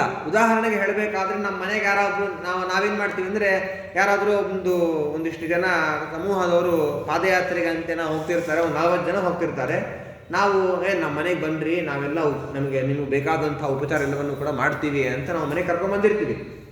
ಮನೆಗೆ ಕರ್ಕೊಂಬಂದು ತುಡಿಸಿದಾಗ ಒಬ್ಬರಿಗೆ ಬಾತ್ರೂಮ್ ಹೋಗಬೇಕಾಗಿರ್ತದೆ, ಒಬ್ಬರಿಗೆ ಹಸಿವೆ ಆಗಲಿ ತಿಂಡಿ ತಿನ್ನಬೇಕಾಗಿರ್ತದೆ, ಒಬ್ಬರಿಗೆ ಬಾಯಾರಿಕೆ ಆಗ್ತದೆ, ಒಬ್ಬರಿಗೆ ನಿದ್ರೆ ಬೇಕಾಗ್ತದೆ, ಇನ್ನೊಬ್ಬರಿಗೆ ಆರೋಗ್ಯ ಹಾಳಾಗಿರ್ತದೆ, ಅವರಿಗೆ ಬೇಕಾದಂಥ ಮಾತ್ರೆ ಬೇಕಾಗ್ತದೆ, ಅಥವಾ ಇನ್ನೊಬ್ಬರಿಗೆ ಏನಾದರೂ ಒಂದು ಪಂಚೆ ಬೇಕಾಗ್ತದೆ, ಒಬ್ಬೊಬ್ಬರಿಗೆ ಒಂದೊಂದು ಬೇಕಾಗ್ತದೆ. ಅವೆಲ್ಲವನ್ನು ಕೂಡ ಒದಗಿಸೋದ್ರಲ್ಲಿ ನಮ್ಗೆ ಟೆನ್ಷನ್ ಆಗಿಬಿಡ್ತದೆ. ಎಷ್ಟು ಕಷ್ಟಪಡ್ಬೇಕು ಮಾರಾಯ, ಇನ್ಮೇಲೆ ಸರ್ವತ ಯಾರನ್ನೂ ಬಾ ಅಂತ ಹೇಳಲೇಬಾರ್ದು ಅಂತ ಅನ್ಕೊಂಡ್ಬಿಡ್ತೀವಿ. ಒಂದು 40 ಜನಕ್ಕೆ ಮಾಡೋದ್ರಲ್ಲೇ ನಾವು ಇಷ್ಟು ಇದಾದರೆ 40 ಕೋಟಿ ಕೋಟಿ ಕೋಟಿ ಜನಗಳು ಎಷ್ಟು ಜನ ಇದ್ದಾರೆ, ಭಾರತ ದೇಶದಲ್ಲಿ ಆಗಿರ್ಬೋದು, ದೇಶಾಂತರದಲ್ಲಿ ಆಗಿರ್ಬೋದು, ಎಷ್ಟು ಜನಗಳಿದ್ದಾರೆ. ಒಬ್ಬೊಬ್ಬರಿಗೆ ಯಾರ್ಯಾರಿಗೆ ಯಾವ್ಯಾವ ಸಮಯದಲ್ಲಿ ಏನೇನು ಬೇಕು ಅಂತ ಯಾರಿಗೆ ಗೊತ್ತು, ನಮಗೇನ ಗೊತ್ತಾ? ಅದೆಲ್ಲವನ್ನೂ ಕೂಡ ಸರಿಯಾದ ಸಮಯಕ್ಕೆ ಪರಮಾತ್ಮ ಒದಗಿಸ್ತಾನೆ ಅಂತಂದರೆ ಅಂತಹ ಪರಮಾತ್ಮನ ಬಗ್ಗೆ ಎಷ್ಟು ಸ್ತೋತ್ರ ಮಾಡಬಾರದು ಅಂತ ಈ ರೀತಿಯಾಗಿ ಆ ಕವಿಗಳು ಪರಮಾತ್ಮನ ಬಗ್ಗೆ ಆ ನಿಮಿಚಕ್ರವರ್ತಿಗೆ ಉಪದೇಶವನ್ನು ಮಾಡ್ತಾರಂತೆ. ಅದಕ್ಕೆ ಪ್ರಶ್ನೆ ಮಾಡ್ತಾರೆ, ಅಲ್ಲ ನೀವೇ ಹೇಳ್ತೀರಿ ಪರಮಾತ್ಮ ಇವನು ನಿತ್ಯ ತೃಪ್ತ, ಅವನಿಗೆ ಏನೂ ಬೇಕಾಗಿಲ್ಲ, ಈಗ ದುಡ್ಡಿದ್ದವನ ಹತ್ರ ಹೋಗಿ ನೀವು ₹1, ₹10, ₹1,000 ಕೊಟ್ಟರೆ ಅವನೇನು ಸಂತೋಷ ಪಡ್ತಾನೆ? ಕೊಡೋದಿಲ್ಲ. ಯಾಕೆ ಅಂತಂದರೆ ನನ್ನ ಹತ್ರ ಇದ್ದಿದ್ದೇ ಇತ್ತು, ಈ ಕೊಟ್ಟೋದ್ರಿಂದ ನನಗೇನು ಆಗುವ ಲಾಭ ಇಲ್ಲ. ಹಾಗೆ ಪರಮಾತ್ಮ ಎಲ್ಲವನ್ನೂ ಕೂಡ ಪಡೆದು ಬಿಟ್ಟಿದ್ದಾನೆ. ಎಲ್ಲವನ್ನೂ ಪಡೆದಂತಹ ಪರಮಾತ್ಮನ ಹತ್ರ ಹೋಗಿ, ಪರಮಾತ್ಮ ನೀ ಗುಣಪರಿಪೂರ್ಣನಾಗಿದ್ದೀಯಾ, ನೀನು ದೋಷದೂರನಾಗಿದ್ದೀಯಾ, ನೀನು ನನಗೆ ಇಷ್ಟು ಉಪಕಾರ ಮಾಡಿದ್ದೀಯಾ ಅಂತ ರೀತಿಯಾಗಿ ನಾವೇನಾದರೂ ಹೋಗಿ ಅವನ ಹತ್ರ ಹೇಳಿದರೆ ಅವನಿಗೇನಾದರೂ ಸಿಗೋದಿದೆಯಾ? ಏನೂ ಸಿಗೋದಿಲ್ಲ. ಮತ್ತೆ ಯಾಕೆ ನಾವು ಪರಮಾತ್ಮನ ಹತ್ರ ಹೋಗಿ ಉಪಕಾರ ಸ್ಮರಣೆ ಮಾಡಬೇಕು? ಇಲ್ಲದೇ ಇರೋರ ಹತ್ರ ಹೋಗಿ ನಾವು ಸ್ಮರಣೆ ಮಾಡಿದರೆ, ಈ ಉದಾಹರಣೆ ಸಂತೋಷ, ಒಬ್ಬ ವ್ಯಕ್ತಿ ಇದ್ದಾನೆ, ಅವನಿಗೆ ಸಂತೋಷ ಇದ್ದಿಲ್ಲ, ಯಾರೋ ಅವನು ಹೊಗಳೋರಿದ್ದಿಲ್ಲ, ನಾವು ಹೋಗಿ ಅವನನ್ನು ಹೊಗಳಿದರೆ ಅವನಿಗೆ ಸಂತೋಷ ಆಗತ್ತೆ. ನನಗೆ ಇಷ್ಟು ದಿವಸ ನಂಗೆ ಯಾರು ಹೊಗಳೋರಿಲ್ಲ, ಅದನ್ನು ಸಂತೋಷ ನಾನು ಹೊಗಳಿಸ್ಕೊಂಡು ಸಂತೋಷಪಟ್ಟೆ ಅಂತ. ಪರಮಾತ್ಮನನ್ನ ಪ್ರತಿನಿತ್ಯದಲ್ಲೂ ಕೂಡ ಲಕ್ಷ್ಮೀದೇವಿ, ವಾಯುದೇವರು, ಬ್ರಹ್ಮದೇವರು, ಪರಿವಾರ ದೇವತೆಗಳು ಸ್ತೋತ್ರ ಮಾಡ್ತಾನೇ ಇರ್ತಾರೆ. ಹಾಗಾಗಿ ನಾವು ಮಾಡುವಂತಹ, ಅವರು ಮಾಡುವಂತಹ ಸ್ತೋತ್ರದ ಮುಂದೆ ನಾವು ಮಾಡುವಂತಹ ಸ್ತೋತ್ರ ಎಷ್ಟು ಕಮ್ಮಿ ಹೇಳ್ರಿ. ನಾವು ಮಾಡುವಂಥ ಸ್ತೋತ್ರದಿಂದ ಅವ್ರಿಗೇನಾದರೂ ಆಗೋದಿದೆಯಾ? ಪರಮಾತ್ಮನಿಗೆ ಏನೂ ಆಗೋದಿಲ್ಲ. ಆದರೂ ನಾವ್ಯಾಕೆ ಮಾಡಬೇಕು ಅಂತ ಪ್ರಶ್ನೆ ಕೇಳಬಾರ್ದು. ಪರಮಾತ್ಮ ಹೇಳೋದೇನು ಅಂತಂದರೆ, ನೀ ಏನು ನಂಗೆ ಮಾಡ್ಲಿಕ್ಕೆ ಹೋಗಬೇಡಪ್ಪ, ಆದರೆ ನಾ ಮಾಡಿದ್ದಿದೆಯಲ್ಲ, ಆ ನಾ ಮಾಡಿದಂತಹ ಉಪಕಾರವನ್ನು ಸ್ಮರಿಸು. ಅದರ ನಿನ್ನ ಕರ್ತವ್ಯತಾ ಬುದ್ಧಿ ಅದು. ಪರಮಾತ್ಮನ ಕರ್ತವ್ಯತಾ ಬುದ್ಧಿಗಳಲ್ಲಿ ಅದೂ ಒಂದು. ಸಾಧನಾನುಷ್ಠಾನವನ್ನು ಮಾಡೋದೊಂದೇ ಅಲ್ಲ, ಪಡೆದಂತಹ ಒಂದು ಇಷ್ಟೆಲ್ಲ ಉಪಕರಣಗಳನ್ನು ಪಡ್ಕೊಂಡಿದ್ದೀಯಲ್ಲ, ಈ ಭೂಮಿಗೆ ಬಂದ ಮೇಲೆ ಎಲ್ಲವನ್ನು ಕೂಡ ಉಪಯೋಗಿಸ್ಕೊಂಡಿದ್ದೀಯಲ್ಲ, ಆ ಉಪಯೋಗಿಸ್ಕೊಂಡ ಮೇಲೆ ಅದನ್ನು ಸ್ಮರಣೆ ಮಾಡೋದು ನಿನ್ನ ಕರ್ತವ್ಯ ಅನ್ನುವಂಥ ಕರ್ತವ್ಯ. ನೀ ಮಾಡಲೇಬೇಕಾದನ್ನು ಮಾಡುವಂಥ ಪರಮಾತ್ಮ ತಿಳಿಸೋದಷ್ಟೇ ಆಗಲಿ. ಪರಮಾತ್ಮನಿಗೆ ನಾವು ಮಾಡುವಂಥ ಸ್ತೋತ್ರದಿಂದ ಸಿಗಬೇಕಾದಾಗಲಿ ಆಗಬೇಕಾದಾಗಲಿ ಏನೂ ಇಲ್ಲ. ಅಷ್ಟು ಅನಾದಿ ಕಾಲದಿಂದ ಪರಮಾತ್ಮ ಇಷ್ಟು ಅನುಗ್ರಹವನ್ನು ಮಾಡಿದ್ದಾನೆ. ಮತ್ತು ಈ ಶ್ಲೋಕದಲ್ಲಿ ಒಂದು ಮಾತನ್ನಂತಾರೆ, ಅಚ್ಯುತಸ್ಯ ಮನ್ಯೇ ಕುತಶ್ಚಿತ್ ಭಯಂ ಅಚ್ಯುತಸ್ಯ ಅಂತ. ಪರಮಾತ್ಮನನ್ನು ಅಚ್ಯುತ ಅಂತ. ಅಚ್ಯುತ ಅಂತ ಯಾರನ್ನು ಕರೀತಾರೆ? ಯಾರಿಗೆ ಚ್ಯುತಿ ಇರೋದಿಲ್ವೋ ಅವನು ಅಚ್ಯುತ. ಚ್ಯುತಿ ಅಂತಂದರೆ ನಾಶ. ನಾಶ ಇರೋದಿಲ್ವೋ ಅವನು ಅಚ್ಯುತ ಅಂತ. ಯಾಕೆ ಅದೊಂದೇ ಕಾರಣಕ್ಕಾಗಿ ಪರಮಾತ್ಮನ ಅಚ್ಯುತ ಅಂತಂತಾರ ಅಂತಂದರೆ ಸರ್ವಥಾ ಅಲ್ಲ ಅಂತಂತಾರೆ. ಪರಮಾತ್ಮನಿಗೆ ನಾಶ ಇಲ್ಲ, ಅಥವಾ ಪರಮಾತ್ಮನ ಹೆಂಡತಿಯಾದಂತಹ ಲಕ್ಷ್ಮೀದೇವಿಗೆ ನಾಶ ಇಲ್ಲ, ಪರಮಾತ್ಮನ ಮಗನಾದಂತಹ ವಾಯುದೇವರಿಗೆ, ಬ್ರಹ್ಮದೇವರಿಗೆ ನಾಶ ಇಲ್ಲ. ಈ ಒಂದು ಕಾರಣಕ್ಕಾಗಿ ಪರಮಾತ್ಮನ ಅಚ್ಯುತ ಅಂತ ಕರೆಯೋದಿಲ್ಲ. ಇನ್ಯಾವುದಕ್ಕೆ ಅಚ್ಯುತ ಅಂತ ಕರೀತಾರೆ ಅಂತಂದರೆ, ನಾವಿದ್ದೀವಲ್ಲ ಅತ್ಯಂತ ಅಲ್ಪರಾದಂತಹ, ಯಾವಾಗ ಸಾಯ್ತೀವೋ ಗೊತ್ತಾಗೋದಿಲ್ಲ, ಅಂತಹ ಅಸರ್ವಜ್ಞರಾದಂತಹ ಅಲ್ಪಜ್ಞರಾದಂತಹ ನಮಗೆ ಒಳ್ಳೆಯ ಬುದ್ಧಿಯನ್ನು ಕೊಟ್ಟು ಇನ್ನು ಯಾವತ್ತೂ ಕೂಡ ನಾಶವಾಗದೇ ಇರತಕ್ಕಂತಹ ಮೋಕ್ಷವನ್ನು ಪರಮಾತ್ಮ ಕೊಡ್ತಾನೆ. ಆದ್ದರಿಂದ ಪರಮಾತ್ಮ ಅಚ್ಯುತ. ಮೋಕ್ಷ ಅಂತಂದರೆ ನಾಶರಹಿತವಾದದ್ದು. ಒಮ್ಮೆ ಮೋಕ್ಷಕ್ಕೆ ಹೋದ್ಮೇಲೆ, ಅಮೃತಪಾನ ಮಾಡಿದ ಮೇಲೆ ಅವನಿಗೆ ಸಾವು ಇರೋದಿಲ್ವಂತೆ. ಹಾಗಾಗಿ ಪರಮಾತ್ಮನನ್ನು ಅಚ್ಯುತ ಅಂತ ಯಾಕೆ ಕರೀತಾರೆ ಅಂತಂದರೆ, ಯಾವುದನ್ನು ಪಾನ ಮಾಡೋದರಿಂದಾಗಿ ನಾಶ ಮತ್ತೆ ನಮಗೆ ಸಾವು ಬರೋದಿಲ್ಲವೋ ಅಂಥದ್ದನ್ನು ಕೊಡ್ತಾನೆ. ಆದ್ದರಿಂದ ಪರಮಾತ್ಮ ಅಚ್ಯುತ. ಆ ಪರಮಾತ್ಮನೂ ಅಚ್ಯುತ, ಪರಮಾತ್ಮನ ದಾಸರಾದಂತಹ ನಮಗೂ ಅಚ್ಯುತತ್ವವನ್ನು ಕೊಡ್ತಾನೆ ಪರಮಾತ್ಮ. ಅದಕ್ಕೆ ಶೌನಕಾದಿ ಋಷಿಗಳು ಅಲ್ಲಿ ಪರೀಕ್ಷಿತ್ ಮಹಾರಾಜ ಭಾಗವತ ಶ್ರವಣವನ್ನು ಮಾಡ್ತಾ ಇದ್ದಂತೆ. ಶುಕಾಚಾರ್ಯರು ಭಾಗವತ ಉಪದೇಶ ಮಾಡ್ತಿದ್ದರಂತೆ. ಮಾಡಬೇಕಾದಾಗ ಎಲ್ಲ ದೇವತೆಗಳು ಬಂದರಂತೆ. ಬಂದು, ನೋಡಪ್ಪ ಪರೀಕ್ಷಿತ್ ಮಹಾರಾಜ, ನನ್ನ ಹತ್ರ ಎಲ್ಲ ದೇವತೆಗಳು ಬಂದು ನಮ್ಮ ಹತ್ರ ಅಮೃತ ಕಲಶ ಇದೆ, ಈ ಅಮೃತ ಕಲಶವನ್ನು ತಗೋ, ನಮಗೆ ಆ ಭಾಗವತ ಎನ್ನುವಂಥ ಅಮೃತವನ್ನು ನಮಗೆ ಕೊಡು ಅಂತ ಕೇಳಿದ್ರಂತೆ. ಅಂದರೆ ಅಮೃತದಗಿಂತಲೂ ಕೂಡ ಮಿಗಿಲಾದಂತಹದ್ದು ಈ ಭಾಗವತ ಅಮೃತ. ಅದಕ್ಕೆ ಪರೀಕ್ಷಿತ್ ಮಹಾರಾಜ ಹೇಳಿದಂತೆ, ಬೇಕಾಗಿಲ್ಲ, ಅದಕ್ಕೂ ಮಿಗಿಲಾದಂತಹ ಭಾಗವತವನ್ನು ನಾನೇ ಇಟ್ಕೊಳ್ತೀನಿ, ಅಮೃತವನ್ನು ನೀವೇ ಇಟ್ಕೊಳ್ರಿ ಅಂತಂದಂತೆ. ಅಷ್ಟು ಅದ್ಭುತವಾಗಿರ್ತಕ್ಕಂತಹ ಭಾಗವತ ಧರ್ಮಗಳು. ಅಂತಹ ಭಾಗವತ ಧರ್ಮಗಳನ್ನು ನಮಗೆ 18,000 ಶ್ಲೋಕಾತ್ಮಕವಾಗಿ ವೇದವ್ಯಾಸ ದೇವರು ಉಪದೇಶ ಮಾಡಿದ್ದಾರೆ. ಅದರಲ್ಲಿ ಒಂದು ಭಾಗವನ್ನು ಆ ಭಾಗವತ ಧರ್ಮಗಳನ್ನು ಅನುಷ್ಠಾನದಲ್ಲಿ ಇಟ್ಕೊಟ್ಟಿರತಕ್ಕಂತಹ ಕವಿಗಳು ಉಪದೇಶ ಮಾಡ್ತಾ ಇದ್ದಾರೆ. ಅಷ್ಟು ಅದ್ಭುತವಾದಂತಹ ಭಾಗವತ ಧರ್ಮಗಳನ್ನು ನೀನು ಒಮ್ಮೆ ಆದರೂ ಜೀವನದಲ್ಲಿ ನಿಧಾನವಾಗಿ ಒಂದೊಂದು ಹೆಜ್ಜೆ ಹೆಜ್ಜೆಯಾಗಿ ಮಾಡ್ಕೊಳ್ತವ. ಒಮ್ಮೆನೇ ಬರೋದು ಬೇಡ. ಯಾಕ್ರಿ ನೀವೇ ಎಲ್ಲ ಸಂಪಾದನೆ ಮಾಡು ಅಂತ ಹೇಳ್ತೀರಿ, ಮತ್ತು ಅದನ್ನು ಒಮ್ಮೆ ಬರೋದು ಬೇಡ ಅಂತಂತೀರಿ. ಯಾಕೆ ಅಂತಂದರೆ, ಯಾವುದು ನಮಗೆ ಒಟ್ಟಿಗೆ ಬಂದುಬಿಡ್ತದೋ ಅದರಿಂದ ಅಹಂಕಾರ ಜಾಸ್ತಿ ಆಗುತ್ತೆ. ಉದಾಹರಣೆಗೆ, ನಮಗೆ ಇದ್ದಕ್ಕಿದ್ದಂತೆ ಸಂಪೂರ್ಣವಾದಂಥ ಜ್ಞಾನ ಬಂದುಬಿಡ್ತು ಅಂತಂದರೆ ಅವ ನಮ್ಮನ್ನು ಹಿಡಿಯೋರೇ ಯಾರಿಲ್ಲ. ನಾವೇನು ಮಾಡ್ತೀವಿ, ತಲೆಯೆಲ್ಲ ಮೇಲೆ ಕೆಳಗಿಲ್ಲೇ ಇಲ್ಲ, ಪೂರ್ತಿ ಮುಂದೆ ನೋಡ್ಕೋತ ಹೋಗ್ತಾ ಇರೋದು. ಅಕ್ಕಪಕ್ಕದವರು ಏನ್ರಿ ಚೆನ್ನಾಗಿದ್ದೀರಾ, ಆರಾಮಿದ್ದೀರಾ ಅಂತಂದರೆ ಆಯ್ತು ನಡಿ ಹಿಂಗೆ. ಅಂದರೆ ಜ್ಞಾನ ಹೆಚ್ಚಿದ್ದವರು ಪರಿಸ್ಥಿತಿ ಹೇಗಿರ್ತದೆ ಅಂತಂದರೆ, ನನ್ನ ಸಮಾನ ಯಾರೂ ಇಲ್ಲ ಅನ್ನುವಂಥದ್ದು ಇರ್ತದೆ. ಹಾಗಾಗಿ ಜ್ಞಾನ ಯಾವತ್ತೂ ಕೂಡ ಒಮ್ಮೆಲೇ ಬರಬಾರ್ದು, ದುಡ್ಡು ಕೂಡ ಯಾವತ್ತೂ ಒಟ್ಟಿಗೆ ಬರಬಾರ್ದು. ಜ್ಞಾನ ಆಗಲಿ ಹಣ ಆಗಲಿ ಯಾವುದೂ ಕೂಡ ಒಟ್ಟಿಗೆ ಹೆಚ್ಚಾಗಿ ಬರಬಾರ್ದು. ಯಾಕೆ ಅಂತಂದರೆ, ಒಂದು ವೇಳೆ ಹೆಚ್ಚಾಗಿ ಬಂದುಬಿಟ್ರೆ ಅದು ಅಹಂಕಾರಕ್ಕೆ ಕಾರಣ ಆಗಿಬಿಡ್ತದೆ. ಹಾಗಾಗಿ ದುಡ್ಡು, ನಾವು ಇವತ್ತು 2 ತಾಸು ಕೆಲಸ ಮಾಡಿದರೆ 2 ತಾಸು ಕೆಲಸಕ್ಕೆ ಬೇಕಾದಂಥ ದುಡ್ಡು ಸಿಗಬೇಕು. ಮತ್ತು ಬರ್ತಾ ಬರ್ತಾ ಬರ್ತಾ ಹೆಚ್ಚೆಚ್ಚು ಕಷ್ಟಪಟ್ಟಷ್ಟು ನಮಗೆ ಹೆಚ್ಚೆಚ್ಚು ದುಡ್ಡು ಸಿಗಬೇಕು, ಹೆಚ್ಚೆಚ್ಚು ಕಷ್ಟಪಟ್ಟಷ್ಟು ಹೆಚ್ಚೆಚ್ಚು ಜ್ಞಾನ ಸಿಗಬೇಕು. ನಾವು ಈ ರೀತಿಯಾಗಿ ಸಂಪಾದನೆ ಮಾಡಿದಾಗ ಮಾತ್ರ ಏನಾಗತ್ತೆ ಅಂತಂದರೆ ನಮಗೆ ಅದರ ಬೆಲೆ ಗೊತ್ತಾಗತ್ತೆ, ಅದರ ವ್ಯಾಲ್ಯೂ ಗೊತ್ತಾಗತ್ತೆ. ಆವಾಗ ನಾವು ತಲೆ ಮತ್ತು ಕಣ್ಣು ಮೇಲೆ ಹಾಕೋದು ಬಿಟ್ಟು ಸ್ವಲ್ಪ ಕೆಳಗಡೆ ಹಾಕಿ ಸ್ವಲ್ಪ ಅಹಂಕಾರವನ್ನು ಬಿಟ್ಟು ವಿನಮ್ರತೆಯಿಂದ 4 ಜನರಲ್ಲಿ ಬದುಕಲಿಕ್ಕೆ ಅವಕಾಶ ಇದೆ. ಇಂತಹ ಒಂದು ತತ್ವವನ್ನು ಪರಮಾತ್ಮ ಉಪದೇಶ ಮಾಡ್ತಾನೆ. ಏನು ಬೇಕಾಗಿದೆ ಪರಮಾತ್ಮನಿಗೆ? ನಮಗೇನು ಉಪದೇಶ ಮಾಡಿ ಏನು ಬೇಕಾಗಿದೆ? ಏನೂ ಬೇಕಾಗಿಲ್ಲ.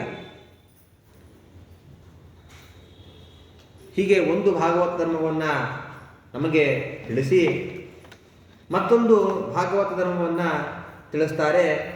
ಇದು ಅಂತೂ ಪ್ರತಿಯೊಬ್ಬರು ಹೇಳುವಂಥದ್ದು, ಪ್ರತಿಯೊಬ್ಬರು ಪ್ರತಿನಿತ್ಯದಲ್ಲೂ ಹೇಳ್ಕೊಳ್ತಾ ಇರ್ತೀವಿ. ಸ್ತ್ರೀಯರು ಪುರುಷರು ಪ್ರತಿಯೊಬ್ಬರು ಹೇಳ್ಕೊಳ್ತೀವಿ. ಏನದು ಅಂತಂದರೆ, ಕಾಯೇನ ವಾಚ ಮನಸೇಂದ್ರಿಯೈರ್ವ ಬುದ್ಧ್ಯಾತ್ಮನಾವ ಅನುಸೃತ ಸ್ವಭಾವಂ ಕರೋತಿ ಯದ್ಯತ್ ಸಕಲಂ ಪರಸ್ಮೈ ನಾರಾಯಣಾಯೇತಿ ಸಮರ್ಪಯೇತ್ತತ್. ಅದನ್ನು ನಾವು ಸ್ವಲ್ಪ ಬದಲಾಯಿಸ್ಕೊಂಡಿದ್ದೀವಿ. ಕರೋಮಿ ಯದ್ಯತ್ ಸಕಲಂ ಪರಸ್ಮೈ ನಾರಾಯಣಾಯೇತಿ ಸಮರ್ಪಯಾಮಿ ಅಂತ ರೀತಿ ನಾವು ಬದಲಾಯಿಸ್ಕೊಂಡಿದ್ದೀವಿ. ಯಾಕಂದರೆ ಪರಮಾತ್ಮನಿಗೆ ಅವರು ಸಮರ್ಪಣೆ ಮಾಡಬೇಕು ಅನ್ನುವಂತಹ ಉದ್ದೇಶದಲ್ಲಿ ಅವರು ಹೇಳಿದ್ದು ಶ್ಲೋಕ. ಸಮರ್ಪಣೆ ಮಾಡ್ತಾ ಇದ್ದೀನಿ ಅನ್ನುವಂಥ ಉದ್ದೇಶದಲ್ಲಿ ನಾವು ಈ ರೀತಿಯಾಗಿ ಅದನ್ನು ಬದಲಾಯಿಸ್ಕೊಂಡಿದ್ದೀವಿ. ಒಟ್ಟಾರೆ ಏನು ಅಂತಂದರೆ, ಪ್ರತಿಯೊಬ್ಬರೂ ಕೂಡ ನಾವೆಲ್ಲರೂ ಕೂಡ ಸಂಧ್ಯಾ ವಂದನೆ ಆದ ಮೇಲೆ ಅಥವಾ ಇನ್ನೇನಾದರೂ ಸ್ತೋತ್ರ ಪಾರಾಯಣ ಮಾಡಿದ ಮೇಲೆ ಅಥವಾ ಇನ್ನೇನಾದರೂ ಒಂದು ಯಜ್ಞ ಮಾಡಿದ ಮೇಲೆ, ಹೋಮ ಮಾಡಿದ ಮೇಲೆ, ಮನೆಯಲ್ಲಿ ಏನಾದರೂ ಪೂಜೆ ಮಾಡಿದ ಮೇಲೆ, ಒಂದು ಗೃಹ ಪ್ರವೇಶನೋ ಏನೋ ಒಂದು ಕಾರ್ಯಕ್ರಮಗಳನ್ನು ಮಾಡಿದ ಮೇಲೆ ನಾವೆಲ್ಲರೂ ಕೂಡ ಪ್ರತಿನಿತ್ಯದಲ್ಲೂ ಕೂಡ ಹೇಳುವಂಥ ಶ್ಲೋಕ ಇದು. ಬಹಳ ದೊಡ್ಡದಾದಂತಹ ಅನುಸಂಧಾನ ಇದು.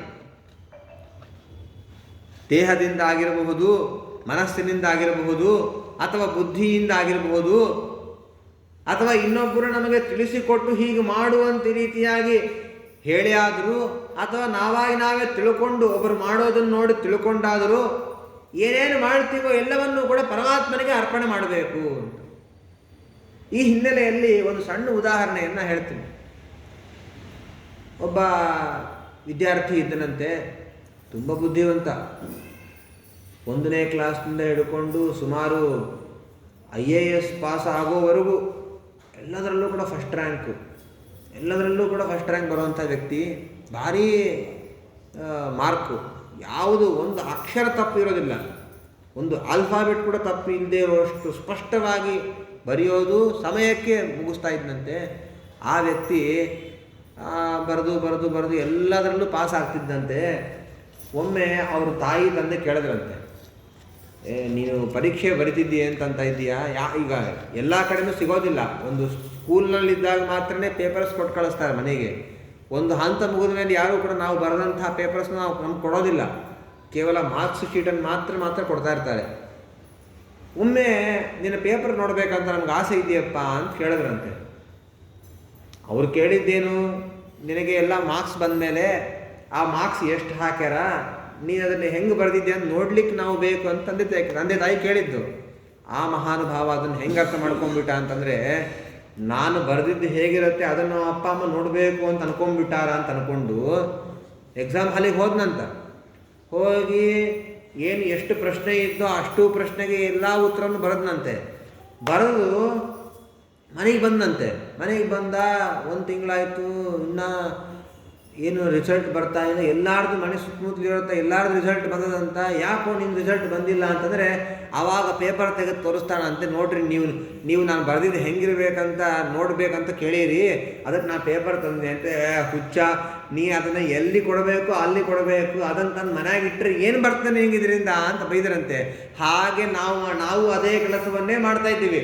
ಯಾವುದೋ ಒಂದು ದೊಡ್ಡ ಆ ಎಕ್ಸಾಮ್ ಅವನು ಇವಾಗ ಇದಾದರೂ ಕೂಡ ಮುಂದಿನ ವರ್ಷ ಏನೋ ಒಂದು ಮತ್ತೆ ಅಪ್ಲಿಕೇಶನ್ ಹಾಕಿ ಮತ್ತೆ ಬರೋದು ಅವನು ಪಾಸ್ ಆಗ್ಬೋದು, ಅದು ಬೇರೆ ವಿಷಯ. ಹಾಗೆ ನಾವು ಪ್ರತಿನಿತ್ಯದಲ್ಲೂ ಕೂಡ ಏನು ಮಾಡ್ತೀವಿ ಅಂತಂದರೆ, ಯಾರೋ ಒಬ್ಬರು ಒಂದು ಬೆಟ್ಟಕ್ಕೆ ಹೋಗ್ತಿರ್ತಾರೆ, ಅಥವಾ ಬೆಟ್ಟಕ್ಕೆ ಹೋಗಿ ಇಲ್ಲೇ ಇರುವಂಥ ಅವ್ರಿಗೆ ಏನಾದರೂ ಡ್ರೈವಿಂಗ್ ಬರ್ತಿದ್ದು, ಅಥವಾ ಇನ್ನೇನಾದರೂ ಒಂದು ಇನ್ಫ್ಲುಯೆನ್ಸ್ ಇರುವಂಥ ವ್ಯಕ್ತಿಗಳ ಪರಿಚಯ ನಮಗಿತ್ತು ಅಂದರೆ ಯಾರನ್ನೆಲ್ಲ ಕೇಳಿದಾಗ ನಮಗೆ ಅಲ್ಲಿ ಹೋಗ್ಬೇಕ್ರಿ, ನಮಗೆ ಹೆಂಗೆ ಮಾಡಬೇಕು, ದರ್ಶನ ಆಗಬೇಕು, ಏನೋ ಮಾಡಬೇಕು, ಹೆಂಗ್ರಿ ಅಂತ ಕೇಳಿದಾಗ, ನೀವು ಅಲ್ಲಿ ಹೋಗ್ರಿ, ಅಲ್ಲಿ ಹೋಗೋದ್ರಿಂದ ನಿಮಗೆ ಸಿಗತ್ತೆ ಅಂತ ನಾವು ಒಂದು ಐಡಿಯಾ ಹೇಳ್ತೀವಿ. ಆ ಐಡಿಯಾ ಹೇಳಿದಾಗ ನಮ್ಗೆ ದರ್ಶನ ಆಯಿತು ಅಂತಂದರೆ ಆ ಪುಣ್ಯದಲ್ಲಿ ಭಾಗ ಅವನಿಗೆ ಎಷ್ಟಿದೆಯೋ ನಮಗೂ ಅಷ್ಟೇ ಇದೆ. ಹಾಗಾಗಿ ನಾವು ಸಂಧ್ಯಾ ವಂದನೆ ಮಾಡಬೇಕಾದಾಗಂತೂ ಏನು ಮಾಡ್ತೀವಿ ಅಂತಂದರೆ, ಮಾತು ಬರೆಸಿಗಾದರೂ ಕೂಡ ಹೇಳ್ಬಿಡ್ತೀವಿ, ಶ್ಲೋಕವನ್ನು ಹೇಳಿ ಸಮರ್ಪಣೆ ಮಾಡಿಬಿಡ್ತೀವಿ. ಇದು ನಮಗೆ ಗೊತ್ತಿದ್ದೋ ಗೊತ್ತಿಲ್ಲದೇನೋ ನಾವು ಈ ರೀತಿಯಾಗಿ ಹೇಳ್ತಾ ಬಂದು ಅಭ್ಯಾಸ ಆಗಿಬಿಟ್ಟಿದೆ. ಆದರೆ ಇನ್ಮೇಲೆ ನಾವು ತಿಳ್ಕೋಬೇಕಾಗಿದೆ ಏನು ಅಂತಂದರೆ, ಈ ಕ್ಷೇತ್ರದಲ್ಲಿ ಇದ್ದವರು, ಇದೊಂದೇ ಕ್ಷೇತ್ರ ಅಂತಲ್ಲ, ಬೇರೆ ಎಲ್ಲೇ ಇದ್ದರೂ ಕೂಡ, ಯಾಕಂದರೆ ಯಾರ್ಯಾರಿಗೆ ಪ್ರತಿಯೊಬ್ಬರು ಕೂಡ ಶ್ರೀನಿವಾಸ ದೇವ ದರ್ಶನ ಮಾಡ್ಲಿಕ್ಕಂತಲೇ ಬರೋರಲ್ಲ. ಈಗ ಬೆಂಗಳೂರಿನ ಇದ್ದವರಿಗೆ ಶ್ರೀನಿವಾಸ ದೇವ ದರ್ಶನ ಮಾಡ್ಲಿಕ್ಕೆ ಸಾಧ್ಯ ಆಗೋದಿಲ್ಲ. ಹಾಗಾಗಿ ಅಲ್ಲಿ ಇನ್ನೇನಾದರೂ ಅಲ್ಲೇನಾದರೂ ಬೇಕಾಗಿರ್ತದೆ. ನಮಗೊಂದು ಒಳ್ಳೆಯ ಸಾಮಾನು ಸಿಗುವಂಥ ಅಂಗಡಿ ಯಾವುದು, ಚೇರ್ ಸಿಗುವಂಥ ಅಂಗಡಿ ಯಾವುದು ಅಂತ ಕೇಳಿದಾಗ ಅಲ್ಲಿ ಹೋಗಿ ಕಡಿಮೆ ಸಿಗ್ತದೆ ಅಂತಂದಾಗ ಅವ್ನು ಹೋಗಿ ಕೊಂಡ್ಕೊಂಡ್ಬಂದು, ಒಂದು ವೇಳೆ ಆ ಚೇರ್ನಲ್ಲಿ ಸ್ವಾಮಿಗಳನ್ನು ಅಥವಾ ದೊಡ್ಡ ದೊಡ್ಡ ಪಂಡಿತರನ್ನು ಕೂಡಿಸ್ದ ಅಂತಂದರೆ ದುಡ್ಡು ಕೊಟ್ಟಿದ್ದು ಅವನೇ, ಆದರೆ ಉಪಾಯ ಕೊಟ್ಟಿದ್ದು ನಾವಲ್ವಾ. ಹಾಗಾಗಿ ನಮಗೂ ಸ್ವಲ್ಪ ಪುಣ್ಯ ಸಿಗ್ತದೆ. ಆವಾಗ ನಾವೇನು ಮಾಡಬೇಕು ಅಂತಂದರೆ, ಅನೇನ ಏನು ಉಪಕಾರ ಕೃತೇನ ಉಪಕಾರೇಣ ಭಗವಾನ್ ಭಾರತೀರಮಣ ಮುಖ್ಯ ಪ್ರಾಣಾಂತರ್ಗತ ಶ್ರೀಕೃಷ್ಣ ಅರ್ಪಣಮಸ್ತು ಅಂತ ಹೇಳಬೇಕು. ಹಾಗಾಗಿ ಈ ಕ್ಷೇತ್ರದಲ್ಲಿದ್ದವ್ರಿಗಂತೂ ಇನ್ನೂ ವಿಶೇಷ, ನಿಮ್ಗಳಿಗೆಲ್ಲ ಇಲ್ಲಿದ್ದವರಿಗೆ.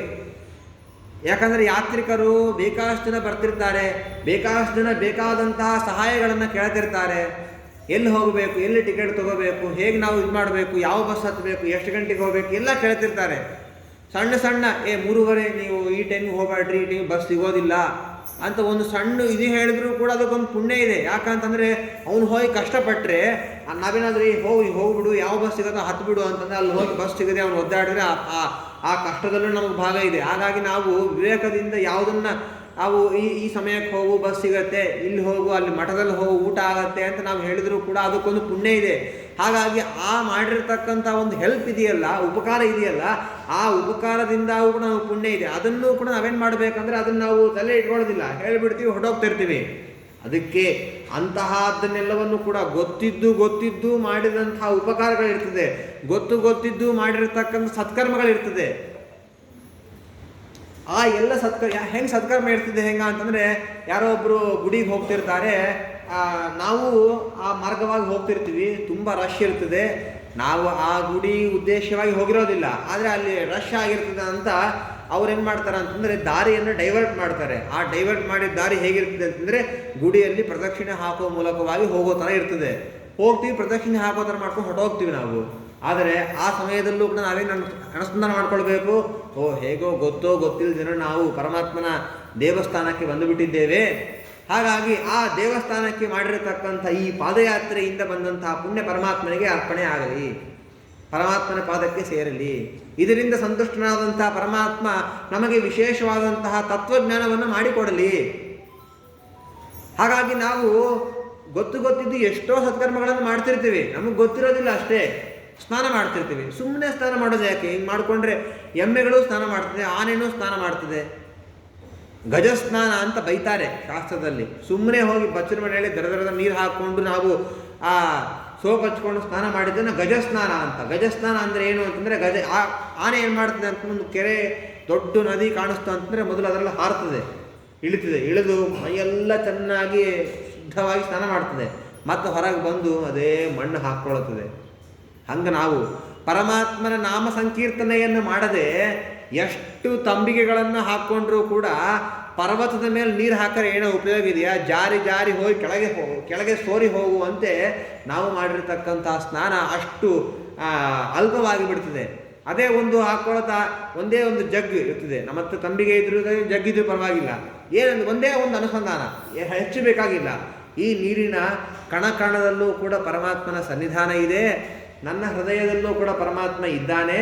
ಹಾಗಾಗಿ ಈ ನೀರಿನ ಸ್ನಾನದಿಂದಾಗಿ ಪರಮಾತ್ಮ ನನ್ನನ್ನು ಆಲಿಂಗನ ಮಾಡಿಕೊಳ್ಳುತ್ತಾ ಇದ್ದಾನೆ, ನನಗೆ ಬಂದಂತಹ ಎಲ್ಲ ದುಃಖಗಳನ್ನು ಪರಿಹಾರ ಮಾಡ್ತಾನೆ, ಎಲ್ಲ ಪಾಪವನ್ನು ಕೂಡ ಪರಿಹಾರ ಮಾಡ್ತಾನೆ. ಸಾಕು, ಹೆಚ್ಚು ಬೇಕಾಗಿಲ್ಲ. ಹರಯೇ ನಮಃ ಅಂತ ಸ್ನಾನ ಮಾಡೋಣ, ನಾರಾಯಣ ನಾರಾಯಣ ಅಂತ ಹೇಳಿ ಸ್ನಾನ ಮಾಡೋಣ. ಆ ಸ್ನಾನ ಮಾಡಬೇಕಾದಾಗ ಈ ಒಂದು ಸಣ್ಣ ಅನುಸಂಧಾನ, ಈ ನೀರಿನಲ್ಲಿರ್ತಕ್ಕಂತಹ ಸನ್ನಿಹಿತನಾದಂಥ ಪರಮಾತ್ಮನ ನನ್ನ ಆಲಿಂಗನ ಮಾಡಿಕೊಂಡು ನನ್ನ ಎಲ್ಲ ಪಾಪವನ್ನು ಕೂಡ ಪರಿಹಾರ ಮಾಡ್ತಾ ಇದ್ದಾನೆ.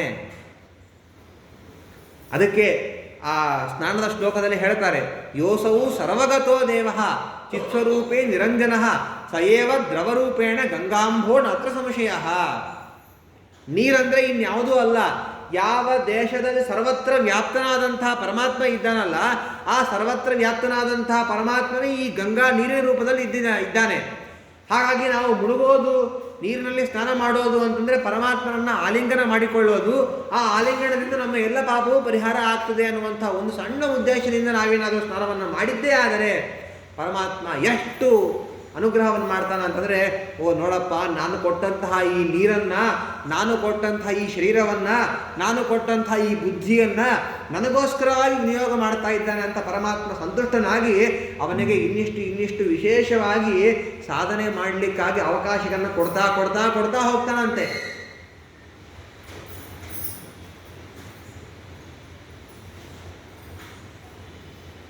ಪರಮಾತ್ಮನಿಗೆ ಸಮರ್ಪಣೆ ಮಾಡೋದು ಅಂತಂದರೆ ಅರ್ಥ ಏನು? ಈಗ ನಾವೇನು ಮಾಡ್ತೀವಿ ಅಂತಂದರೆ, ಆಚಾರ್ಯರಿಗೆ ನಾವು ದಕ್ಷಿಣೆ ಸಮರ್ಪಣೆ ಮಾಡೀವಿ, ಸ್ವಾಮಿಗಳಿಗೆ ಕಾಣಿಕೆ ಸಮರ್ಪಣೆ ಮಾಡೀವಿ, ದೇವರಿಗೆ ವಸ್ತ್ರ ಸಮರ್ಪಣೆ ಮಾಡೀವಿ, ಗಂಧ ಸಮರ್ಪಣೆ ಮಾಡೀವಿ ಅಂತ ಹೋಗಿ ನಾವೆಲ್ಲ ಕೊಡ್ತೀವಿ. ಗಂಧವನ್ನು ಕೊಡ್ತೀವಿ, ದುಡ್ಡು ಕೊಡ್ತೀವಿ, ವಸ್ತ್ರ ಕೊಡ್ತೀವಿ, ಧೂಪ ಕೊಡ್ತೀವಿ, ದೀಪ ಕೊಡ್ತೀವಿ, ನೀರು ಅಭಿಷೇಕ ಮಾಡಿ ನೀರು ಕೊಡ್ತೀವಿ. ಹಂಗೆ ಕರ್ಮಗಳನ್ನು ಸಮರ್ಪಣೆ ಮಾಡುವಾಗ ಕರ್ಮ ನಮ್ಮ ಕಣ್ಣಿಗೆ ಕಾಣಿಸ್ತದನ? ಕರ್ಮ ಎಲ್ಲವೂ ಕೂಡ ನಮ್ಮ ಕಣ್ಣಿಗೆ ಕಾಣಿಸ್ತದನ? ಈ ಗಂಟೆ ಹೋಗಿ ಪರಮಾತ್ಮ ಗಂಟೆ ಬೇಕು ಅಂದರೆ ಹಿಂಗೆ ಸಮರ್ಪಣೆ ಮಾಡ್ತೀವಿ, ಗಂಟೆ ಸಮರ್ಪಣೆ ಅಂತ. ಕೊಡೋ ಥರ ಇದೆಯಾ ಕರ್ಮ? ಯಾರಿಗಾದರೂ ಕಣ್ಣಿಗೆ ಕಾಣಿಸ್ತದನ? ಮತ್ತು ನೀವು ಕರ್ಮ ಸಮರ್ಪಣೆ ಮಾಡೋದು ಅಂತ ಹೇಳ್ತೀರಿ, ಅದು ಹೆಂಗ್ರಿ ಇದು ಅಂತಂದರೆ, ಕರ್ಮ ಸಮರ್ಪಣೆ ಮಾಡೋದು ಅಂತಂದರೆ ಅರ್ಥ ಏನು ಅಂತಂದರೆ, ಎಲ್ಲ ಪದಾರ್ಥಗಳಂತ ಸಿಗುವಂತಹ ಪದಾರ್ಥ ಅಲ್ಲದು ಕರ್ಮ. ಮತ್ತು ಸಮರ್ಪಣೆ ಮಾಡೋದನ್ನ ಅರ್ಥ ಏನು ಅಂತಂದರೆ, ಆ ಕರ್ಮವನ್ನು ಮಾಡಲಿಕ್ಕಾಗಿ ಬುದ್ಧಿ ಕೊಟ್ಟಿದ್ದಾನೆ, ಕರ್ಮವನ್ನು ಮಾಡಲಿಕ್ಕಾಗಿ ಅವಕಾಶ ಕೊಟ್ಟಿದ್ದಾನೆ, ಕರ್ಮವನ್ನು ಮಾಡಲಿಕ್ಕಾಗಿ ಬೇಕಾದಂತಹ ವಸ್ತ್ರ ಕೊಟ್ಟಿದ್ದಾನೆ, ಕೂಡಲಿಕ್ಕೆ ಜಾಗ ಕೊಟ್ಟಿದ್ದಾನೆ, ಮಾಡಲಿಕ್ಕೆ ಪಾತ್ರೆ ಕೊಟ್ಟಿದ್ದಾನೆ, ಮಾಡುವಂತಹ ಬುದ್ಧಿ ಕೊಟ್ಟಿದ್ದಾನೆ, ಅದನ್ನು ಹೇಳಿಕೊಡುವಂತಹ ಗುರುಗಳನ್ನು ಕೊಟ್ಟಿದ್ದಾನೆ. ಆ ಗುರುಗಳಿಗೆ ಗುರುಗಳು, ಅವರ ಗುರುಗಳು, ಹೀಗೆ ಕೊನೆಗೆ ಪರಮಾತ್ಮ ಎಲ್ಲವನ್ನು ಕೊಟ್ಟನು. ಯಾರು? ಪರಮಾತ್ಮ. ಹಾಗಾಗಿ ನೀನು ಎಲ್ಲವೂ ನೀನು ಕೊಟ್ಟಿದ್ದೇ ಅಪ್ಪ, ಇದು ನಾನು ಏನು ಸಂಪಾದನೆ ಮಾಡಿದ್ದಲ್ಲ, ನೀನು ಕೊಟ್ಟಂಥದ್ದರಿಂದ ನಾನು ಇದೆಲ್ಲವನ್ನು ಕೂಡ ಮಾಡಿದ್ದೀನಿ. ಇದರಿಂದ ಏನಾದರೂ ಪುಣ್ಯ ಬಂತು ಅಂತಂದರೆ ಅದನ್ನು ನನಗೆ ಸದ್ಗತಿಗೆ, ಜ್ಞಾನಕ್ಕೆ ಕಾರಣವಾಗಲಿ ಅಂತ ಅನುಸಂಧಾನ ಮಾಡೋದೇ ಸಮರ್ಪಣೆ, ಇನ್ಯಾವುದೂ ಅಲ್ಲ. ಹೋಗಿ 4 ರೂಪಾಯಿ ಕೊಟ್ಟಂಗೆ ನಾವು ಕರ್ಮ ಸಮರ್ಪಣೆ ಮಾಡಲಿಕ್ಕೆ ಆಗೋದೂ ಇಲ್ಲ. ಪರಮಾತ್ಮ ನೀನು ಕೊಟ್ಟದ್ದು ನಿನಗೆ, ನೀನೆಲ್ಲವನ್ನು ಕೂಡ ಅನುಸಂಧಾನ ಕೊಟ್ಟು ನೀ ಮಾಡಿಕೊಟ್ಟಿದ್ದು, ನೀನೇ ಮಾಡಿಸಿಕೊಂಡದ್ದು. ಬ್ರಹ್ಮಾರ್ಪಣಂ ಬ್ರಹ್ಮಹವಿಹಿ ಬ್ರಹ್ಮಾಗ್ನೌ ಬ್ರಹ್ಮಣಾಹುತಂ ಬ್ರಹ್ಮೈವ ತೇನ ಗಂತವ್ಯಂ ಬ್ರಹ್ಮಕರ್ಮ ಸಮಾಧಿನ. ಭಗವದ್ಗೀತೆಯಲ್ಲಿ ಹೇಳ್ತಾರೆ. ಗೀತಾ ಜಯಂತಿ ಇವತ್ತು ಏನು ಯಜ್ಞ ಯಾಗವನ್ನು ಮಾಡುವಂಥವ್ರು ಏನು ಅನುಷ್ಠಾನ ಇಟ್ಕೊಳ್ಬೇಕು ಅಂತಂದರೆ ಬ್ರಹ್ಮಾರ್ಪಣಂ. ಈ ಯಾಗದಲ್ಲಿ ಆ ಜ್ವಾಲ ಏನಲ್ಲ, ಜ್ವಾಲ ಅಗ್ನಿ ಅಲ್ಲ, ಅದು ಜ್ವಾಲ ಪರಮಾತ್ಮನೇ. ಆ ಜ್ವಾಲದಲ್ಲಿರೋನು ಪರಮಾತ್ಮನೇ. ಆ ಅನ್ನ ಹಾಕ್ತೀವಿ ನಾವು ಆಹುತಿ ಅಂತ, ಆ ಅನ್ನದಲ್ಲಿರೋನು ಪರಮಾತ್ಮನೇ. ನಮ್ಮಲ್ಲಿರೋನು ಪರಮಾತ್ಮನೇ. ತುಪ್ಪದಲ್ಲಿರೋನು ಪರಮಾತ್ಮನೇ. ಪುರೋಹಿತ್ಯವನ್ನು ಮಾಡುವಂತಹ ಆಚಾರದಲ್ಲಿರೋನು ಪರಮಾತ್ಮನೇ. ಮತ್ತು ಅದರ ಹುತ ಆಗ್ತದಲ್ಲ, ಅದರಲ್ಲಿರೋನು ಪರಮಾತ್ಮನೇ. ಅದರಿಂದ ತೃಪ್ತನಾಗೋನು ಪರಮಾತ್ಮನೇ. ತಗೊಳ್ಳೋನು, ತೆಗೆದುಕೊಳ್ಳೋನು, ಕೊಡೋನು, ಕೊಡಲ್ಪಡುವವನು, ಕೊಡಿಸೋನು ಎಲ್ಲವೂ ಕೂಡ ಪರಮಾತ್ಮನೇ. ಸರ್ವಂ ಹರಿಮಯಂ ಈಶಾವಾಸ್ಯವಿದಂ ಜಗತ್. ಇದೆಲ್ಲವೂ ಕೂಡ ಪರಮಾತ್ಮಂದೇ. ಪರಮಾತ್ಮನೇ ಕೊಡ್ತಾ ಇದ್ದೀನಿ, ನಂದ್ಯಾವುದು ನಾವು ಕೊಡ್ತಾ ಇಲ್ಲ. ಯಾಕೆ ಅಂತಂದರೆ ಒಂದು ವೇಳೆ ನಾವೇನಾದರೂ ಕೂಡ ನಾವು ಮನುಷ್ಯರಾಗಿದ್ದರಿಂದಾಗಿ ನಮಗೆ ಈ ಪ್ರಕೃತಿಯ ಬಂಧ ಇರೋದರಿಂದಾಗಿ ನಮಗೆ ಗೊತ್ತಿಲ್ಲದೇನೆ ಆ ಅನುಸಂಧಾನ ಬಂದುಬಿಡ್ತದೆ. ಏನಂತಂದರೆ ನಾನೇ ಮಾಡಿದ್ದೀನಿ, ನಾ ಆಚಾರ್ಯಕ್ಕೆ ಕರೆಸೀನಿ, ನಾ ಆಚಾರ್ಯಕ್ಕೆ ಕೊಟ್ಟೀನಿ, ನಾ ಒಂದು 4 ಜನಕ್ಕೆ ಉಪಕಾರ ಮಾಡೀನಿ ಅನ್ನುವಂತಹ ಒಂದು ಗೊತ್ತಿಲ್ಲದೇನೆ ನಾವು ಗೊತ್ತಿದ್ದು ಆ ತಪ್ಪು ಮಾಡೋದಿಲ್ಲ. ಅಂದರೆ ಕೆಲವರು ಮಾಡ್ತಾರೆ. ಈ ರೀತಿಯಾಗಿ ಏನಾದರೂ ಭಾಗವತ್ ಧರ್ಮಗಳನ್ನು ಉಪದೇಶ ಮಾಡಿದ ಮೇಲೆ ಹೌದು ನಿಜವಾಗ್ಲೂ ಎಲ್ಲವೂ ಪರಮಾತ್ಮನೇ ಮಾಡಿಸಿದ್ದು ಅನ್ನುವಂಥ ಅನುಸಂಧಾನ ಇರ್ತದೆ ನಮಗೆ. ಇದ್ದ ಮೇಲೆ ನಾವು ಗೊತ್ತಿಲ್ಲದೇನೆ ನಾನೇ ಮಾಡೀನಿ ಅಂತ ಅಂದುಬಿಡ್ತಿರ್ತೀವಿ.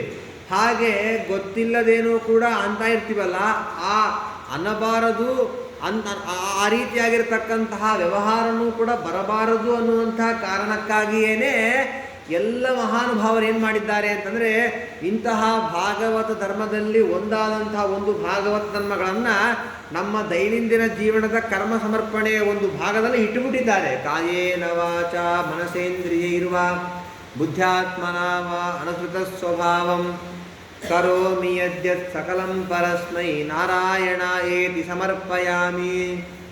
ಶ್ರೀಕೃಷ್ಣಾರ್ಪಣಮಸ್ತು ಅಂತ ಹೇಳ್ತೀವಿ. ಆ ಅರ್ಥ ಎಷ್ಟೋ ಜನಕ್ಕೆ ಅದರ ಅರ್ಥನೇ ಗೊತ್ತಿರೋದಿಲ್ಲ, ಆದರೂ ಅಂತಿರ್ತಾರೆ. ಯಾಕೆ ಅಂತಾರೆ ಅಂತಂದರೆ ಇದೆಲ್ಲವೂ ಕೂಡ ಯಾಕೆ ಅದಲ್ಲ, ಸಂಧ್ಯಾ ವಂದನೆಯಲ್ಲಿ ಆಗಿರ್ಬೋದು, ಯಾವುದಾದ್ರೂ ಒಂದು ಸತ್ಕರ್ಮದಲ್ಲಿ ಒಂದು ಪಾರ್ಟ್ ಆಗಿಬಿಟ್ಟಿದೆ. ಕೃಷ್ಣಾರ್ಪಣಮಸ್ತು ಅಂತ ಹೇಳೋದು ಅದು ಪಾರ್ಟ್ ಆಗಿಬಿಟ್ಟಿದೆ. ಯಾಕೆ ಅಂತಂದರೆ ಶ್ರೀಕೃಷ್ಣಾರ್ಪಣಮಸ್ತು ಅಂತ ಅಂದಾದರೂ ಕೂಡ ಅವನಿಗೆ ಆ ಭಾವನೆ ಬರ್ಬೋದೇನೋ ಅಂತ ಇರ್ತಾನೆ. ಶ್ರೀಕೃಷ್ಣಾರ್ಪಣಮಸ್ತು ಅಂತ ಒಂದು 10 ಸಲ ಹುಟ್ಟಿದಾಗಿಂದ ಅಂತ ಇರ್ತಾನೆ. ಯಾವತ್ತಾದರೂ ಒಮ್ಮೆ ಆಲೋಚನೆ ಮಾಡ್ತಾನೆ, ನಾ ಅಂತ ಇದ್ದೀನಿ, ಕೃಷ್ಣಾರ್ಪಣಮಸ್ತು ಅಂತ ಹೇಳ್ತಾ ಇದ್ದೀನಿ, ಅದರ ಅರ್ಥ ಏನು ಅನ್ನುವಂಥ ಒಂದು ಜಿಜ್ಞಾಸೆ ಬರ್ಬೋದು. ಬಂದು ಯಾರನ್ನಾದರೂ ಕೇಳ್ಬೋದು, ಈ ಆಚಾರ್ಯ ಏನ್ರಿ ಇದ್ರ ಅರ್ಥ ಅಂತ ಕೇಳಿದ್ರೆ, ಹಿಂಗಪ್ಪ ಇದ್ರ ಅರ್ಥ ಅಂತ ಅವ್ರು ಹೇಳಿದಾಗ ತಿಳ್ಕೊಂಡಾದರೂ ಆ ಸಮಯದಲ್ಲಾದರೂ ಅವನು ಆ ಪರಮಾತ್ಮನಿಗೆ ಸಮರ್ಪಣೆ ಮಾಡ್ತಾನೇನೋ ಅನ್ನುವಂತಹ ಬುದ್ಧಿಯಿಂದ ಏನು ಮಾಡ್ಯಾರ ಅಂತಂದರೆ ನಮ್ಮ ಹಿರಿಯರೆಲ್ಲರೂ ಕೂಡ ಆ ಸಂಧ್ಯಾ ವಂದನೆಯಲ್ಲಿ ಮಾಡುವಂಥ ಸತ್ಕರ್ಮದಲ್ಲಿ ಏನು ಮಾಡಿದ್ದಾರೆ ಅಂತಂದರೆ ಈ ಶ್ಲೋಕವನ್ನು, ಆ ಶಬ್ದವನ್ನು ಒಂದು ಪಾರ್ಟ್ ಆಗಿ ಇಟ್ಟುಬಿಟ್ಟಿದ್ದಾರೆ.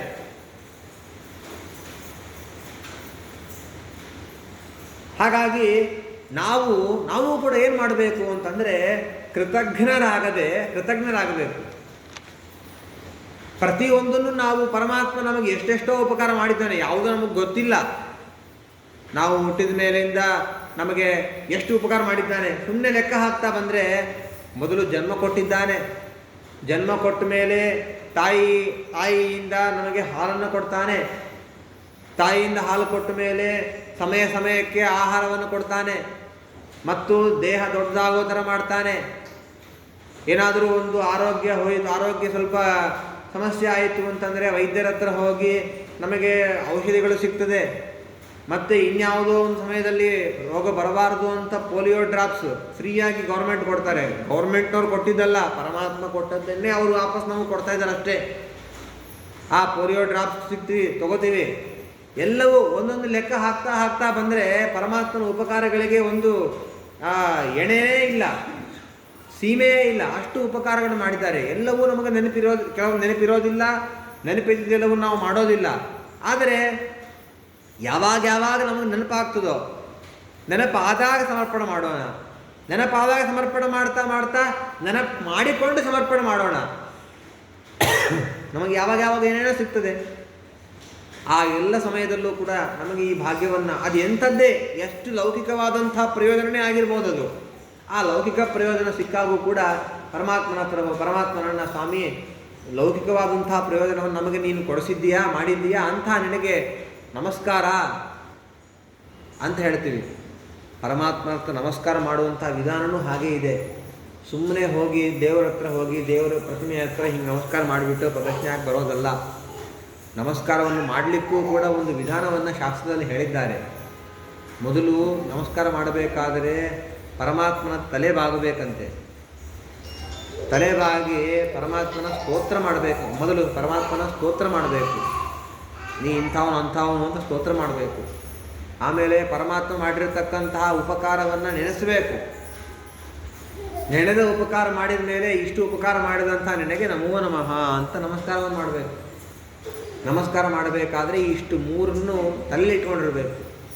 ನಾವು ಇದು ಯಾವುದನ್ನು ತಲೆ ಇರೋದಿಲ್ಲ, ಹೋಗ್ತೀವಿ ನಮಸ್ಕಾರ ಮಾಡಿ ಬಂದುಬಿಡ್ತೀವಿ, ಅದಕ್ಕೂ ಪುಣ್ಯ ಇದೆ.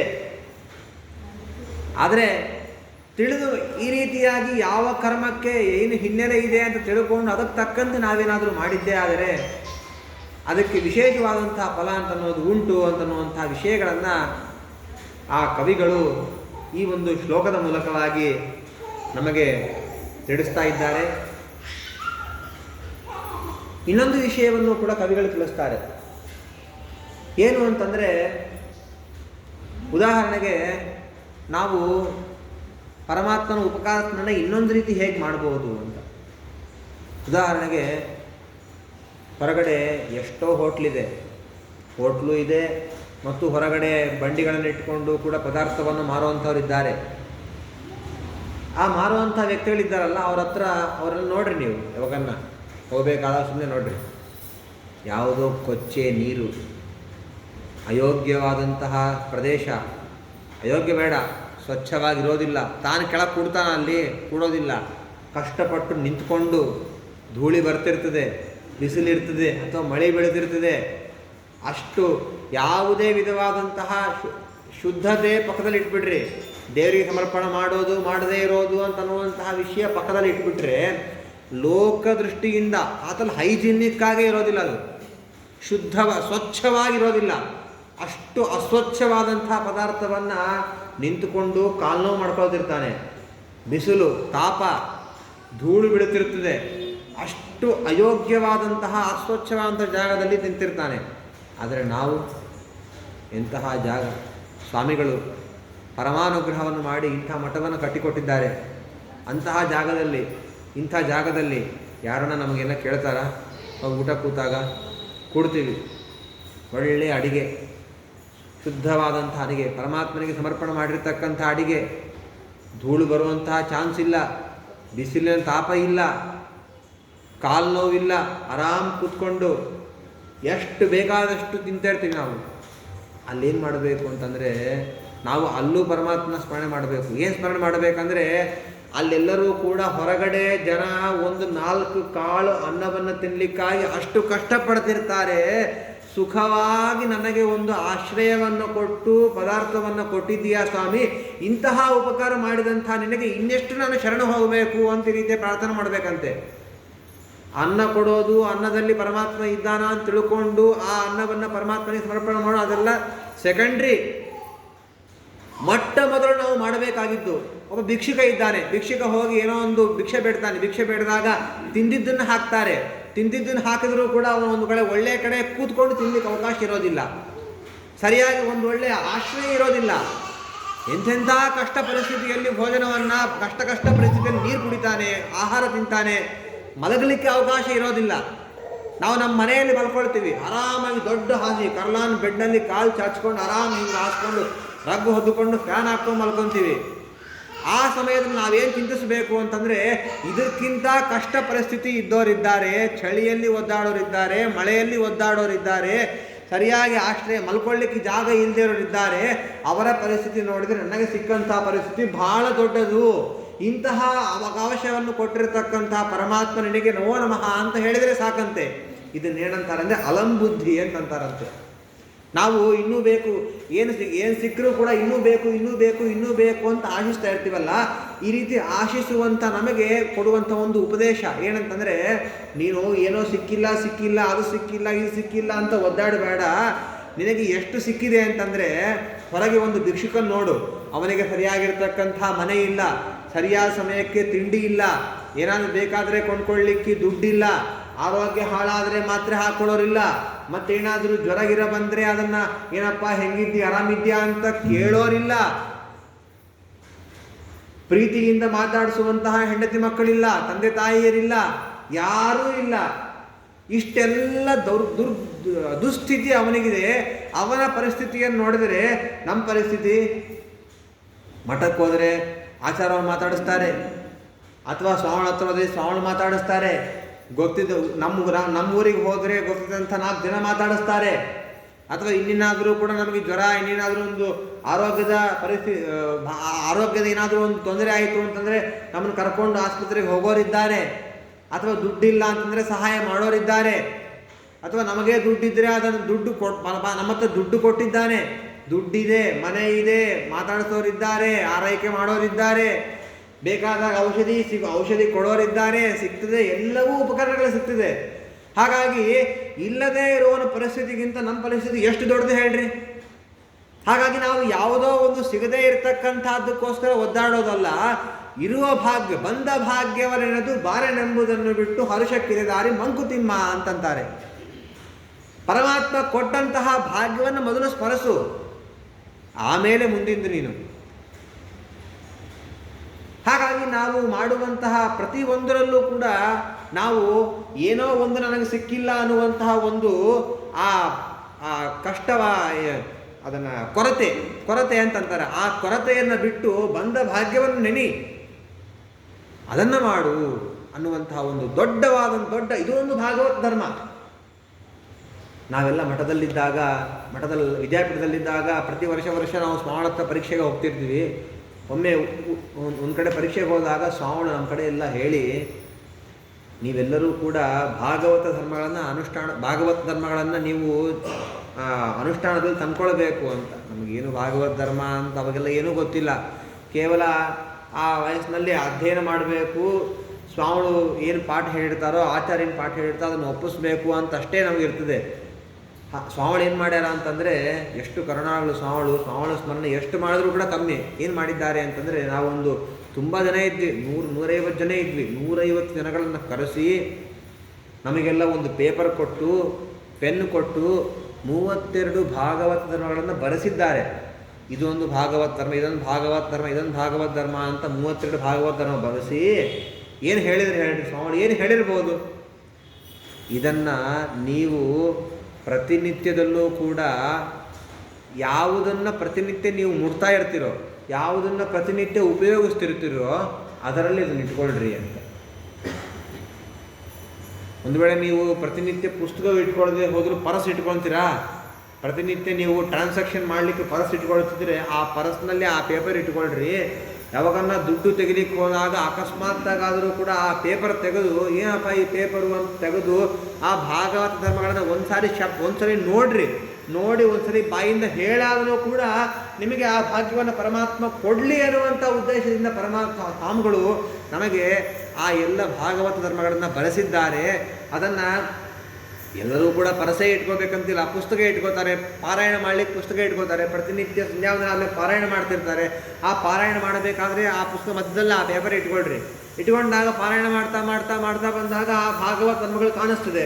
ಅವೆಲ್ಲವನ್ನು ಕೂಡ ಒಂದ್ಸಲಿ ನೋಡ್ರಿ, ಒಂದ್ಸಲಿ ಸ್ಮರಣ ಮಾಡಿರಿ. ಇಂತಹ ಭಾಗವತ ಧರ್ಮಗಳು, ಅಂತಹ ಭಾಗವತ ಧರ್ಮಗಳನ್ನು ಪರಮಾತ್ಮ ನಮಗೆ ಯಾವತ್ತಾದರೂ ಒಂದು ದಿವಸ ನಮಗೆ ಉಪದೇಶ ಮಾಡಲಿ, ತಿಳಿಸಲಿ ಅನ್ನುವಂತಹ ಭಾಗ್ಯ ಪರಮಾತ್ಮ ನಮಗೆ ಕೊಡಲಿ ಅಂತ ಅದನ್ನು ನೀವು ಸ್ಮರಣ ಮಾಡಿರಿ ಸಾಕು. ಅದರಿಂದ ನಿಮಗೆಲ್ಲ ಒಳ್ಳೆಯದಾಗತ್ತೆ ಅಂತ. ಏನು ಅವಶ್ಯಕತೆ ಇದೆ ಹೇಳ್ರಿ ಸ್ವಾಮಿಗಳಿಗೆ? ಅವರಿಗೆ ಎಲ್ಲವೂ ಗೊತ್ತಿದ್ದನ್ನು ಅವ್ರ ಪಾಟಿಗೆ ಅವರು ಸ್ಮರಣೆ ಮಾಡಿದ್ರೆ ಸಾಕಾಗ್ತಿತ್ತಲ್ವಾ? ಅವ್ರ ಪಾಟಿಗೆ ಅವರೊಂದು ಮೂಲೆಯಲ್ಲಿ ಕೂತ್ಕೊಂಡು ಜಪ ಮಾಡಿಕೊಳ್ತಾ 32 ಭಾಗವತ ಧರ್ಮಗಳನ್ನು ಆಚರಣೆ ಮಾಡ್ತಾನೇ ಇದ್ದಾರೆ ಅವರು. ಪರಮ ಭಾಗವತರಂದರೆ ನಮ್ಮ ಸ್ವಾಮಿಗಳೇ, ಇನ್ಯಾರೂ ಅಲ್ಲ. ಅಂತಹ ಪರಮ ಸ್ವಾಮಿಗಳು ತಾವು ಒಂದು ಏಕಾಂತದಲ್ಲಿ ಮಾಡಲಿಕ್ಕೆ ಬರ್ತಿದ್ದಿಲ್ವ ಇದನ್ನು? ಎಲ್ಲರಿಗೂ ಕೂಡ ಉಪದೇಶ ಮಾಡ್ತಾರೆ ಅಂದರೆ ಅರ್ಥ ಏನು ಅಂತಂದರೆ ಇದೇ ಭಾಗವತರ ಧರ್ಮ ಏನು ಅಂತಂದರೆ ತಾನು ಒಬ್ಬನು ತಾನೊಬ್ಬನೇ ಒಳ್ಳೆಯ ಹಾದಿಲಿರೋದಲ್ಲ, 4 ಜನರನ್ನು ಒಳ್ಳೆಯ ಹಾದಿಯಲ್ಲಿ ತರೋನೇ ಅವನು ಜ್ಞಾನಿ ಅಂತ ಆಗ್ತಾನೆ, ಅವನೇ ವಿದ್ವಾನ್ ಅಂತ ಕರೀತಾರೆ. ಅವನನ್ನು ವಿದ್ವಾನ್ ಅಂತ ಕರೀತಾರೆ. ಅಂತಹ ಮಹಾನುಭಾವರು ನಮ್ಮ ಸ್ವಾಮಿಗಳು. ಅಂತಹ ಸ್ವಾಮಿಗಳನ್ನು ಪಡೆದಂಥ ನಾವು ಧನ್ಯರು. ಇವಾಗ ನಾವೇನು ಸ್ಮರಣೆ ಮಾಡಬೇಕಂದ್ರೆ ಏನೂ ಅವಕಾಶ ಇಲ್ಲ ನಮಗೇನು, ಯಾರು ನಮ್ಮನ್ನು ಹೋಗಿ ಬೈಯೋರಿಲ್ಲ, ಏನು ಮಾಡೋರಿಲ್ಲ. ಇಂತಹ ಸ್ವಾಮಿಗಳನ್ನು ಕೊಟ್ಟಂತಹ ಪರಮಾತ್ಮನಿಗೆ ನಾವು ಅನಂತ ನಮಸ್ಕಾರ ಅಂತ ಸ್ಮರಣೆ ಮಾಡಿದರೂ ಸಾಕು. ಅದರಿಂದಲೂ ಅನೇಕ ಅನೇಕ ಅನೇಕ ವಿಧವಾದಂತಹ ಪುಣ್ಯ ಅಂತನೂ ಸಿಗಲಿದೆ. ಹಾಗಾಗಿ ಪ್ರತಿಯೊಬ್ಬರೂ ಕೂಡ ಈ ರೀತಿಯಾಗಿ, ಅಷ್ಟೇ ಅಲ್ಲ, ಪರಮಾತ್ಮ ಈಗ ಇನ್ನೊಂದು ವಿಷಯವನ್ನು ಹೇಳ್ತಾರೆ. ಏನಂತಂದರೆ, ನಾವು ಮಾಡದೇ ಹೋದರೂ ಕೂಡ ಪರಮಾತ್ಮ ನಮಗೆ ಕೊಡ್ತಾನೆ. ಲೋಕದಲ್ಲಿ ನೋಡಿದ್ರೆ ಒಂದು 30 ದಿನದಲ್ಲಿ ನಾವೇನಾದರೂ ಕೂಡ ಒಂದು 15 ದಿನ ಆಫೀಸ್ ಬಿಟ್ಬಿಟ್ಟು 15 ದಿನ ಹೋದರೆ ಏನು ಮಾಡ್ತಾರೆ ಅಂತಂದರೆ, ಆ 15 ದಿನಕ್ಕೆ ಬೇಕಾದ ಸಂಬಳ ಮಾತ್ರ ಕೊಡ್ತಾರೆ. 15 ದಿನ ನೀವು ಬಂದಿಲ್ಲ, ನಾವು ಕೊಡೋದಿಲ್ಲ ಅಂತಂತಾರೆ. ಹಂಗೆ ನಾವು ಪರಮಾತ್ಮನನ್ನು ಸ್ಮರಣೆ ಮಾಡದೇ ಬಿಟ್ಟಿದ್ದು ಎಷ್ಟು ಕಾಲ ಹೇಳ್ರಿ? ಅಷ್ಟು ಕಾಲ ಸ್ಮರಣೆ ಮಾಡೋದು ಬಿಟ್ಟೀವಿ ಅಂತಂದು ಪರಮಾತ್ಮ ನೀವು ಸ್ಮರಣೆ ಮಾಡಿಲ್ಲ, ಹಂಗಾಗಿ ನಿಂಗೆ ಇವತ್ತು ಊಟ ಇಲ್ಲ, ನಿಂಗೆ ಇವತ್ತು ನಾನು ನಿದ್ರೆ ಕೊಡೋದಿಲ್ಲ, ನಿಂಗೆ ಇವತ್ತು ನಾನು ನೀರು ಕೊಡೋದಿಲ್ಲ, ಹಾಲು ಕೊಡೋದಿಲ್ಲ ಅಂತ ಬಿಟ್ಟಿದ್ದಾನ?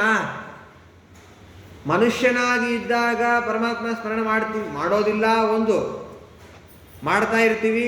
ಎರಡನೇದ್ದು, ತಿರಿಯಕ್ಕೆ ಪ್ರಾಣಿಗಳಾಗಿ ಬಿಟ್ಟರೆ ಅನುಸಂಧಾನನೇ ಇರೋದಿಲ್ಲ ಪ್ರಾಣಿಗಳಿಗೆ. ಅಂತಹ ಪ್ರಾಣಿಗಳ ಶರೀರ ಬಂದಾಗಂತೂ ಉಪಕಾರ ಸ್ಮರಣೆ ಮಾಡುವಂಥ ಒಂದು ಅನುಸಂಧಾನನೇ ಇರೋದಿಲ್ಲ. ಆದರೂ ಅಂತಹ ಪ್ರಾಣಿಗಳಿಗೆ ಸಮಯಕ್ಕೆ ಎಲ್ಲವನ್ನೂ ಕೂಡ ಪರಮಾತ್ಮ ಒದಗಿಸ್ತಾ ಇದ್ದಾನೆ ಅಂತಂದರೆ ಎಂಥ ಪರಮಾತ್ಮನ ಕಾರುಣ್ಯ ಇದೆ! ಪರಮಾತ್ಮನ ಕಾರುಣ್ಯ ಎಷ್ಟು ದೊಡ್ಡದ್ದು! ಹಾಗಾಗಿ ನಾವು ಅಂತಹ ಇಷ್ಟು ವಿಧವಾದಂತಹ ಉಪಕಾರವನ್ನು ಮಾಡಿರ್ತಕ್ಕಂಥ ಪರಮಾತ್ಮನ ಉಪಕಾರ ಸ್ಮರಣೆಯನ್ನು ಅಷ್ಟೇ ಮಾಡಬೇಕಾಗಲಿ. ಸಿಗದೇ ಇರೋದಕ್ಕೆ, ಅಲ್ಲದ ಸಲ್ಲದ ವಿಷಯಕ್ಕೆಲ್ಲ ನಾವು ತಲೆ ಕೆಡಿಸಿಕೊಂಡು ಅದಿಲ್ಲ ಇದಿಲ್ಲ, ಅದನ್ನಂಗಾಗಿಲ್ಲ ಇದನ್ನಂಗಾಗಿಲ್ಲ ಅನ್ನುವಂತಹ ಒಂದು ಕೊರತೆಯನ್ನು ಮಾತ್ರ ನೀವು ಮಾಡಬೇಡ್ರಿ ಅನ್ನುವಂತಹ ಒಂದು ಮಹತ್ವ ಅಂತ ಉಪದೇಶವನ್ನು ಮಾಡ್ತಾರೆ. ಮತ್ತು ಅದೇ ರೀತಿಯಾಗಿ ಮತ್ತೊಂದು ಉಪದೇಶವನ್ನು ಮಾಡ್ತಾರೆ. ಶೃಣ್ವನ್ ಸುಭದ್ರಾಣಿ ರಥಾಂಗಪಾಣೇ ಜನ್ಮಾನಿ ಕರ್ಮಾಣಿ ಚಯಾನಿ ಲೋಕೆ ಗೀತಾನಿ ನಾಮಾನಿ ತದರ್ಥಕಾನಿ ಗಾಯನ್ ವಿಲಜ್ಜೋ ನಿಚರೇದ ಸಂಗಃ.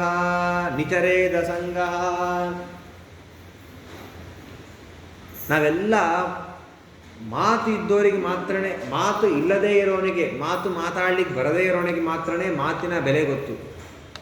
ಮಾತೊಂದೇ ಅಲ್ಲ, ಯಾವುದು ಇರೋದಿಲ್ಲವೋ ಅವನಿಗೆ ಮಾತ್ರನೇ ಅದರ ಬೆಲೆ ಗೊತ್ತು.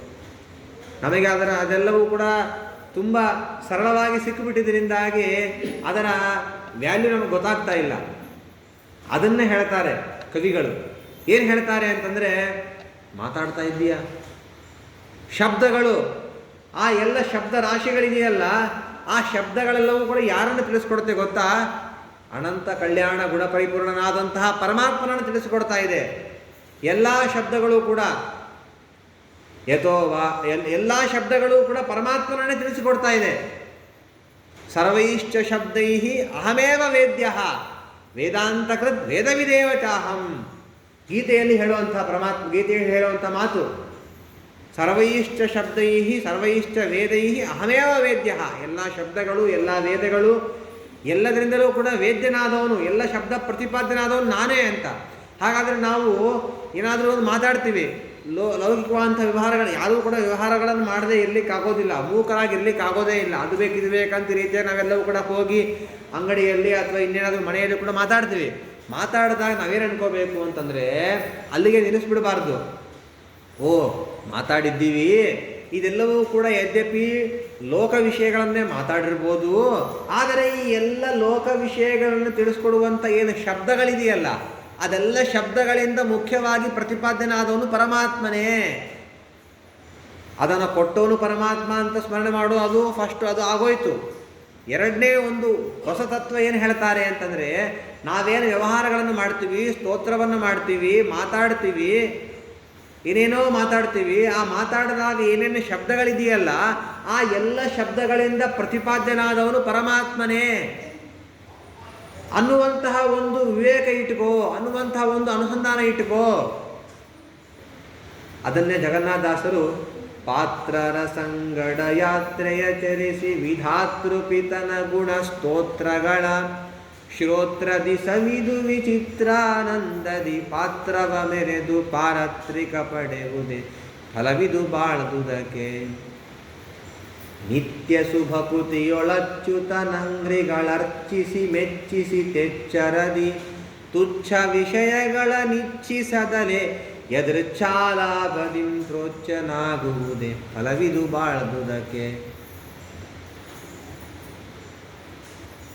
ನಿತ್ಯದಲ್ಲೂ ಕೂಡ ನಾವು ನಮ್ಮ ಮೇಲೆ ಎಷ್ಟು ಪ್ರೀತಿಯನ್ನು ಮಾಡ್ತೀವೋ ಅದರಿಗಿಂತಲೂ ಕೂಡ ಹೆಚ್ಚಿನ ಪ್ರೀತಿಯನ್ನು ಪರಮಾತ್ಮನಲ್ಲಿ ಮಾಡಿ, ಸ್ವಾಮಿ ಎಲ್ಲ ತುಚ್ಛ ವಿಷಯಗಳನ್ನು ಇದೆ, ಯಾವುದೋ ಅನಾಸಕ್ತವ ಅಂತ ವಿಷಯಗಳಿದೆ, ಇಲ್ಲದೇ ಇರೋದನ್ನೆಲ್ಲವನ್ನು ಕೂಡ ನಾವು ಮೈ ಮೇಲೆ ಹಾಕ್ಕೊಳ್ತಿರ್ತೀವಿ. ಇವಾಗಂತೂ ಮೊಬೈಲ್ ಕೈಗೆ ಬಂದುಬಿಟ್ಟಿದೆ. ಮೊಬೈಲ್ ಕೈಗೆ ಬಂದ ಮೇಲೆ ಸ್ವಲ್ಪ ಏನಾದರೂ ಟೈಮ್ ಸಿಕ್ತು ಅಂತಂದರೆ ಏನು ಮಾಡ್ತೀವಿ ಅಂತಂದರೆ ಫ್ಲಿಪ್ಕಾರ್ಟ್ ಓಪನ್ ಮಾಡೋದು, ಅಮೆಜಾನ್ ಓಪನ್ ಮಾಡೋದು, ಅಥವಾ ಯೂಟ್ಯೂಬ್ ಓಪನ್ ಮಾಡೋದು. ಏನೋ ಆರ್ಡ್ರ್ ಮಾಡಲ, ದುಡ್ಡು ಇರಬೇಕಷ್ಟೇ ಮನುಷ್ಯನ ಕೈಯಲ್ಲಿ. ತಾನು ದುಡ್ಡು ಅಥವಾ ಹಾಳಾಗಲಿಕ್ಕೆ ಬೇಕಾದಂಥದ್ದು ಏನೇನು ಇದೆಯಲ್ಲ ಅದೆಲ್ಲವೂ ಕೂಡ ನಮಗೆ ಎಲ್ಲ ಸಿಗ್ತಾ ಹೋಗ್ತಾ ಇದೆ. ಕಾಲ ಮುಂದೆ ಹೋಗ್ತಾ ಇದೆ. ನಾವು ಅಪ್ಗ್ರೇಡ್ ಆಗಬೇಕಂತೆಲ್ಲ ಹೇಳ್ತಾ ಇದ್ದಾರೆ. ಸರ್ವಥಾ ಅಪ್ಗ್ರೇಡ್ ಆಗಲೇಬಾರ್ದು ನಾವು. ಯಾಕೆ ಅಂತಂದರೆ ಕಾಲಕ್ಕೆ ತಕ್ಕಂತೆ ನಾವು ಚೇಂಜ್ ಆಗ್ತಾ ಹೋಗಿಬಿಟ್ರೆ ಅದರಲ್ಲಿ ಬರುವಂತಹ ಎಲ್ಲ ಉಪಕರಣಗಳನ್ನು ನಾವು ಉಪಯೋಗಿಸ್ತಾ ಹೋಗಬೇಕಾಗ್ತದೆ. ಈಗ ನಮ್ಮ ಮೊಬೈಲ್ ಅಂತೂ ಇದ್ದೇ ಇಲ್ಲ, ನಮಗೀಗ ಅದು ಅನಿವಾರ್ಯ ಆಗಿಬಿಟ್ಟಿದೆ. ಆ ಅನಿವಾರ್ಯತೆ ಎಷ್ಟರವರೆಗೆ ಇರಬೇಕು ಅಷ್ಟರವರೆಗೆ ಮಾತ್ರ ಇರಬೇಕು. ಟೈಮ್ ಸಿಕ್ತು ಅಂತ ಫ್ಲಿಪ್ಕಾರ್ಟ್ ಓಪನ್ ಮಾಡ್ತೀವಿ, ಏನಾದರೂ ಆಫರ್ ಇದೆಯಾ ನೋಡಿ, ಇದನ್ನು ನಾವು ನಮ್ಮ ಮನೆಗೆ ಉಪಯೋಗ ಆಗ್ಬೋದು ತರಿಸ್ಕೊಳ್ಳೋದು, ಆರ್ಡ್ರ್ ಇಟ್ಬಿಡೋದು. ಅಥವಾ ಅಮೆಜಾನ್ ತೆಗೆಯೋದು, ಅಥವಾ ಯೂಟ್ಯೂಬ್ ತೆಗೆಯೋದು. ಯೂಟ್ಯೂಬು ಅಥವಾ ಫೇಸ್ಬುಕ್ ತೆಗೆದು ಏನಾದರೂ ಒಂದು ನ್ಯೂಸ್ ಹೇಳ್ತಾ ಇದ್ದಾರಾ, ನಮಗೆ ಇದರಿಂದ ಏನಾದರೂ ಒಂದು ಈಗೇನೋ ಹೊಸದೆಲ್ಲ ಶುರು ಆಗಿಬಿಟ್ಟಿದೆ. ಒಂದೊಂದು ಸೀಸನಿಗೆ ಒಂದೊಂದು ಅವ್ರವ್ರ ವ್ಯಾಪಾರ ಆಗಲಿಕ್ಕಾಗಿ ಆ ವ್ಯಾಪಾರಕ್ಕೆ ಜನ ಬೇಕಲ್ಲ, ಜನ ಬೇಕಾಗಲಿಕ್ಕೆ ಒಂದು ಆಫರ್ ಇಟ್ಬಿಡೋದು. ಈ ದಿನದಿಂದ ಆ ದಿನದವರೆಗೆ ಆಫರ್ ಇಟ್ಟಿವಿ, ಎಲ್ಲ ಬಂದು ಆ 50% ಆಫರನ್ನು ಸಿಗ್ತಾ ಇರ್ತೀವಿ, ಅದನ್ನು ಉಪಯೋಗಿಸ್ಕೊಳ್ರಿ ಅಂತ ಹೇಳ್ತಾರೆ. ಅದನ್ನು ನಮಗೊಬ್ಬರು ಕಳಿಸ್ತಾರೆ. ಅವರು ಅದೇ ವ್ಯಾಪಾರದಲ್ಲಿ ಇದ್ದವರು ನಮಗೂ ಕಳಿಸ್ತಾರೆ. ನಾವು ಆ ಒಂದು 5 ನಿಮಿಷ ಪರಮಾತ್ಮನ ಸ್ತೋತ್ರ ವಿಷ್ಣು ಸಹಸ್ರನಾಮ ಹೇಳ್ತಾ ಇರ್ತೀವಿ. ಒಂದು ಮಧ್ಯಕ್ಕೆ ಬಂದಿರ್ತದೆ, ತಕ್ಷಣ ಮೆಸೇಜ್ ಬರ್ತದೆ ವಾಟ್ಸಪ್ಪಲ್ಲಿ, 50% ಆಫರು ಈ ಊರಿನಲ್ಲಿ ಸಿಗ್ತಾ ಇದೆ, ಹೋಗಿ ತೊಗೊಳ್ರಿ ಅಂತ. ಆಯ್ತು, ಅಲ್ಲೇ ವಿಷ್ಣು ಸಹಸ್ರನಾಮ ಅಲ್ಲೇ ಮುಗಿಸಿ ಕೃಷ್ಣ ಅದು ಹೇಳಿದ್ದಕ್ಕೆ ಎಷ್ಟು ಶ್ಲೋಕಗಳನ್ನು ಹೇಳಿವೋ ಅಷ್ಟು ಶ್ಲೋಕಗಳಿಗೆ ಕೃಷ್ಣಾರ್ಪಣ ಮಸ್ತು ಹೇಳೋದು ಬಿಟ್ಟು ಅದಕ್ಕೆ ಒಂದು ಕೃಷ್ಣಾರ್ಪಣ ಮಸ್ತು ಆ ಜರಿಗೆ ನಮಸ್ಕಾರ ಹೇಳಿ ಅದು ಎಲ್ಲದನ್ನು ತಕ್ಷಣ ನೋಡಿ ಆ ಮ್ಯಾಪಲ್ಲಿ ಹಾಕಿ, ಗೂಗಲ್ ಮ್ಯಾಪಲ್ಲಿ ಅವ್ರಿಗೆ ಕಾಂಟ್ಯಾಕ್ಟ್ ನಂಬರ್ ಫೋನ್ ಮಾಡಿ ನಾವು ಬರ್ತಾ ಇದ್ದೀವಿ ಅಂತ ಹೇಳಿ ಎಲ್ಲಿ ಬರಬೇಕಂತ ತಿಳ್ಕೊಂಡು ಫಸ್ಟು ಹೋಗೇ ಬಿಡೋದು ಅಲ್ಲಿಗೆ. ಮಾಡೋದನ್ನು ಕೂಡ ಮಾಡೋದು ಬಿಟ್ಟು ನಾವು ಹಾಳಾಗುವಂತಹ ಪ್ರಸಂಗ ಈ ಕಾಲದಲ್ಲಿ ನಮಗೆ ಒದಗಿ ಬಂದುಬಿಟ್ಟಿದೆ.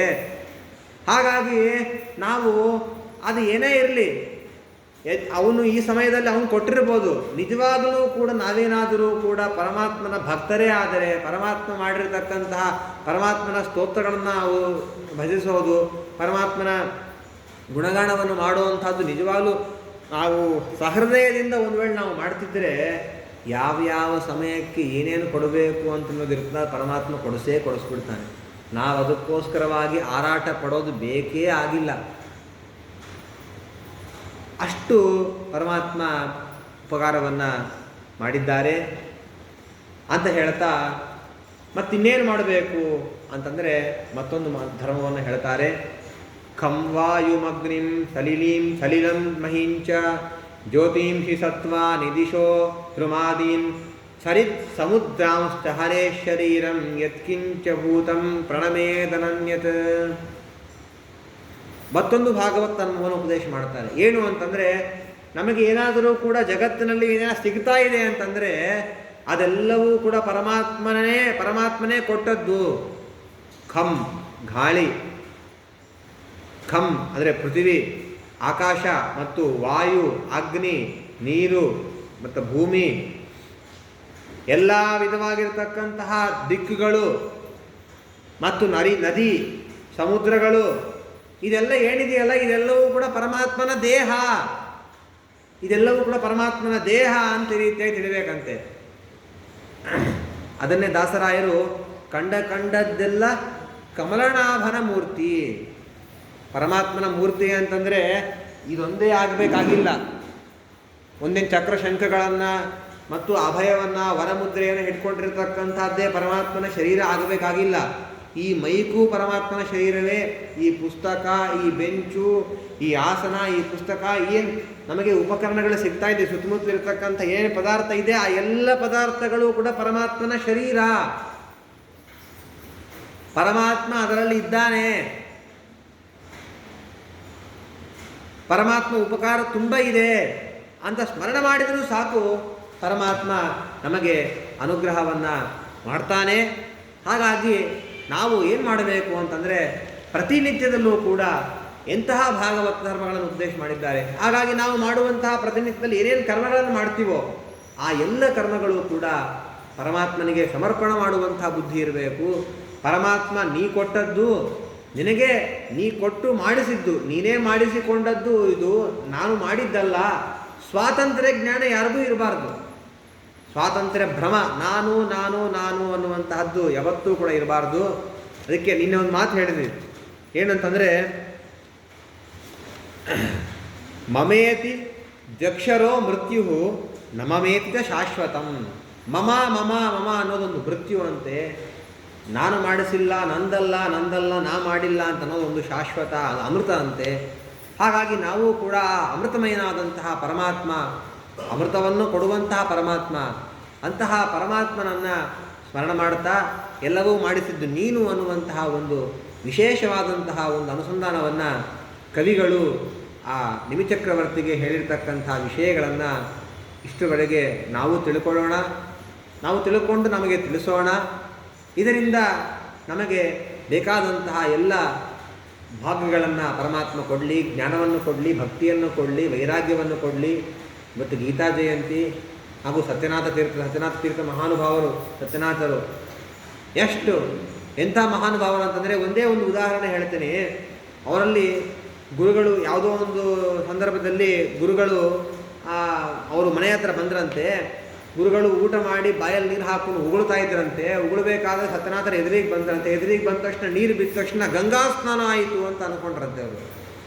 ನಾವು ನಿಜವಾಗಲೂ ಹರಿದ್ವಾರಕ್ಕೆ ಹೋಗಿ ಗಂಗಾ ಸ್ನಾನ ಮಾಡಿದ್ರು ನಾವು ಗಂಗಾ ಸ್ನಾನ ಆಗಿದೆ ಅಂತ ಅನುಸಂಧಾನ ಇರೋದಿಲ್ಲ. ಅಷ್ಟು ಮೂರ್ಖರು ನಾವು.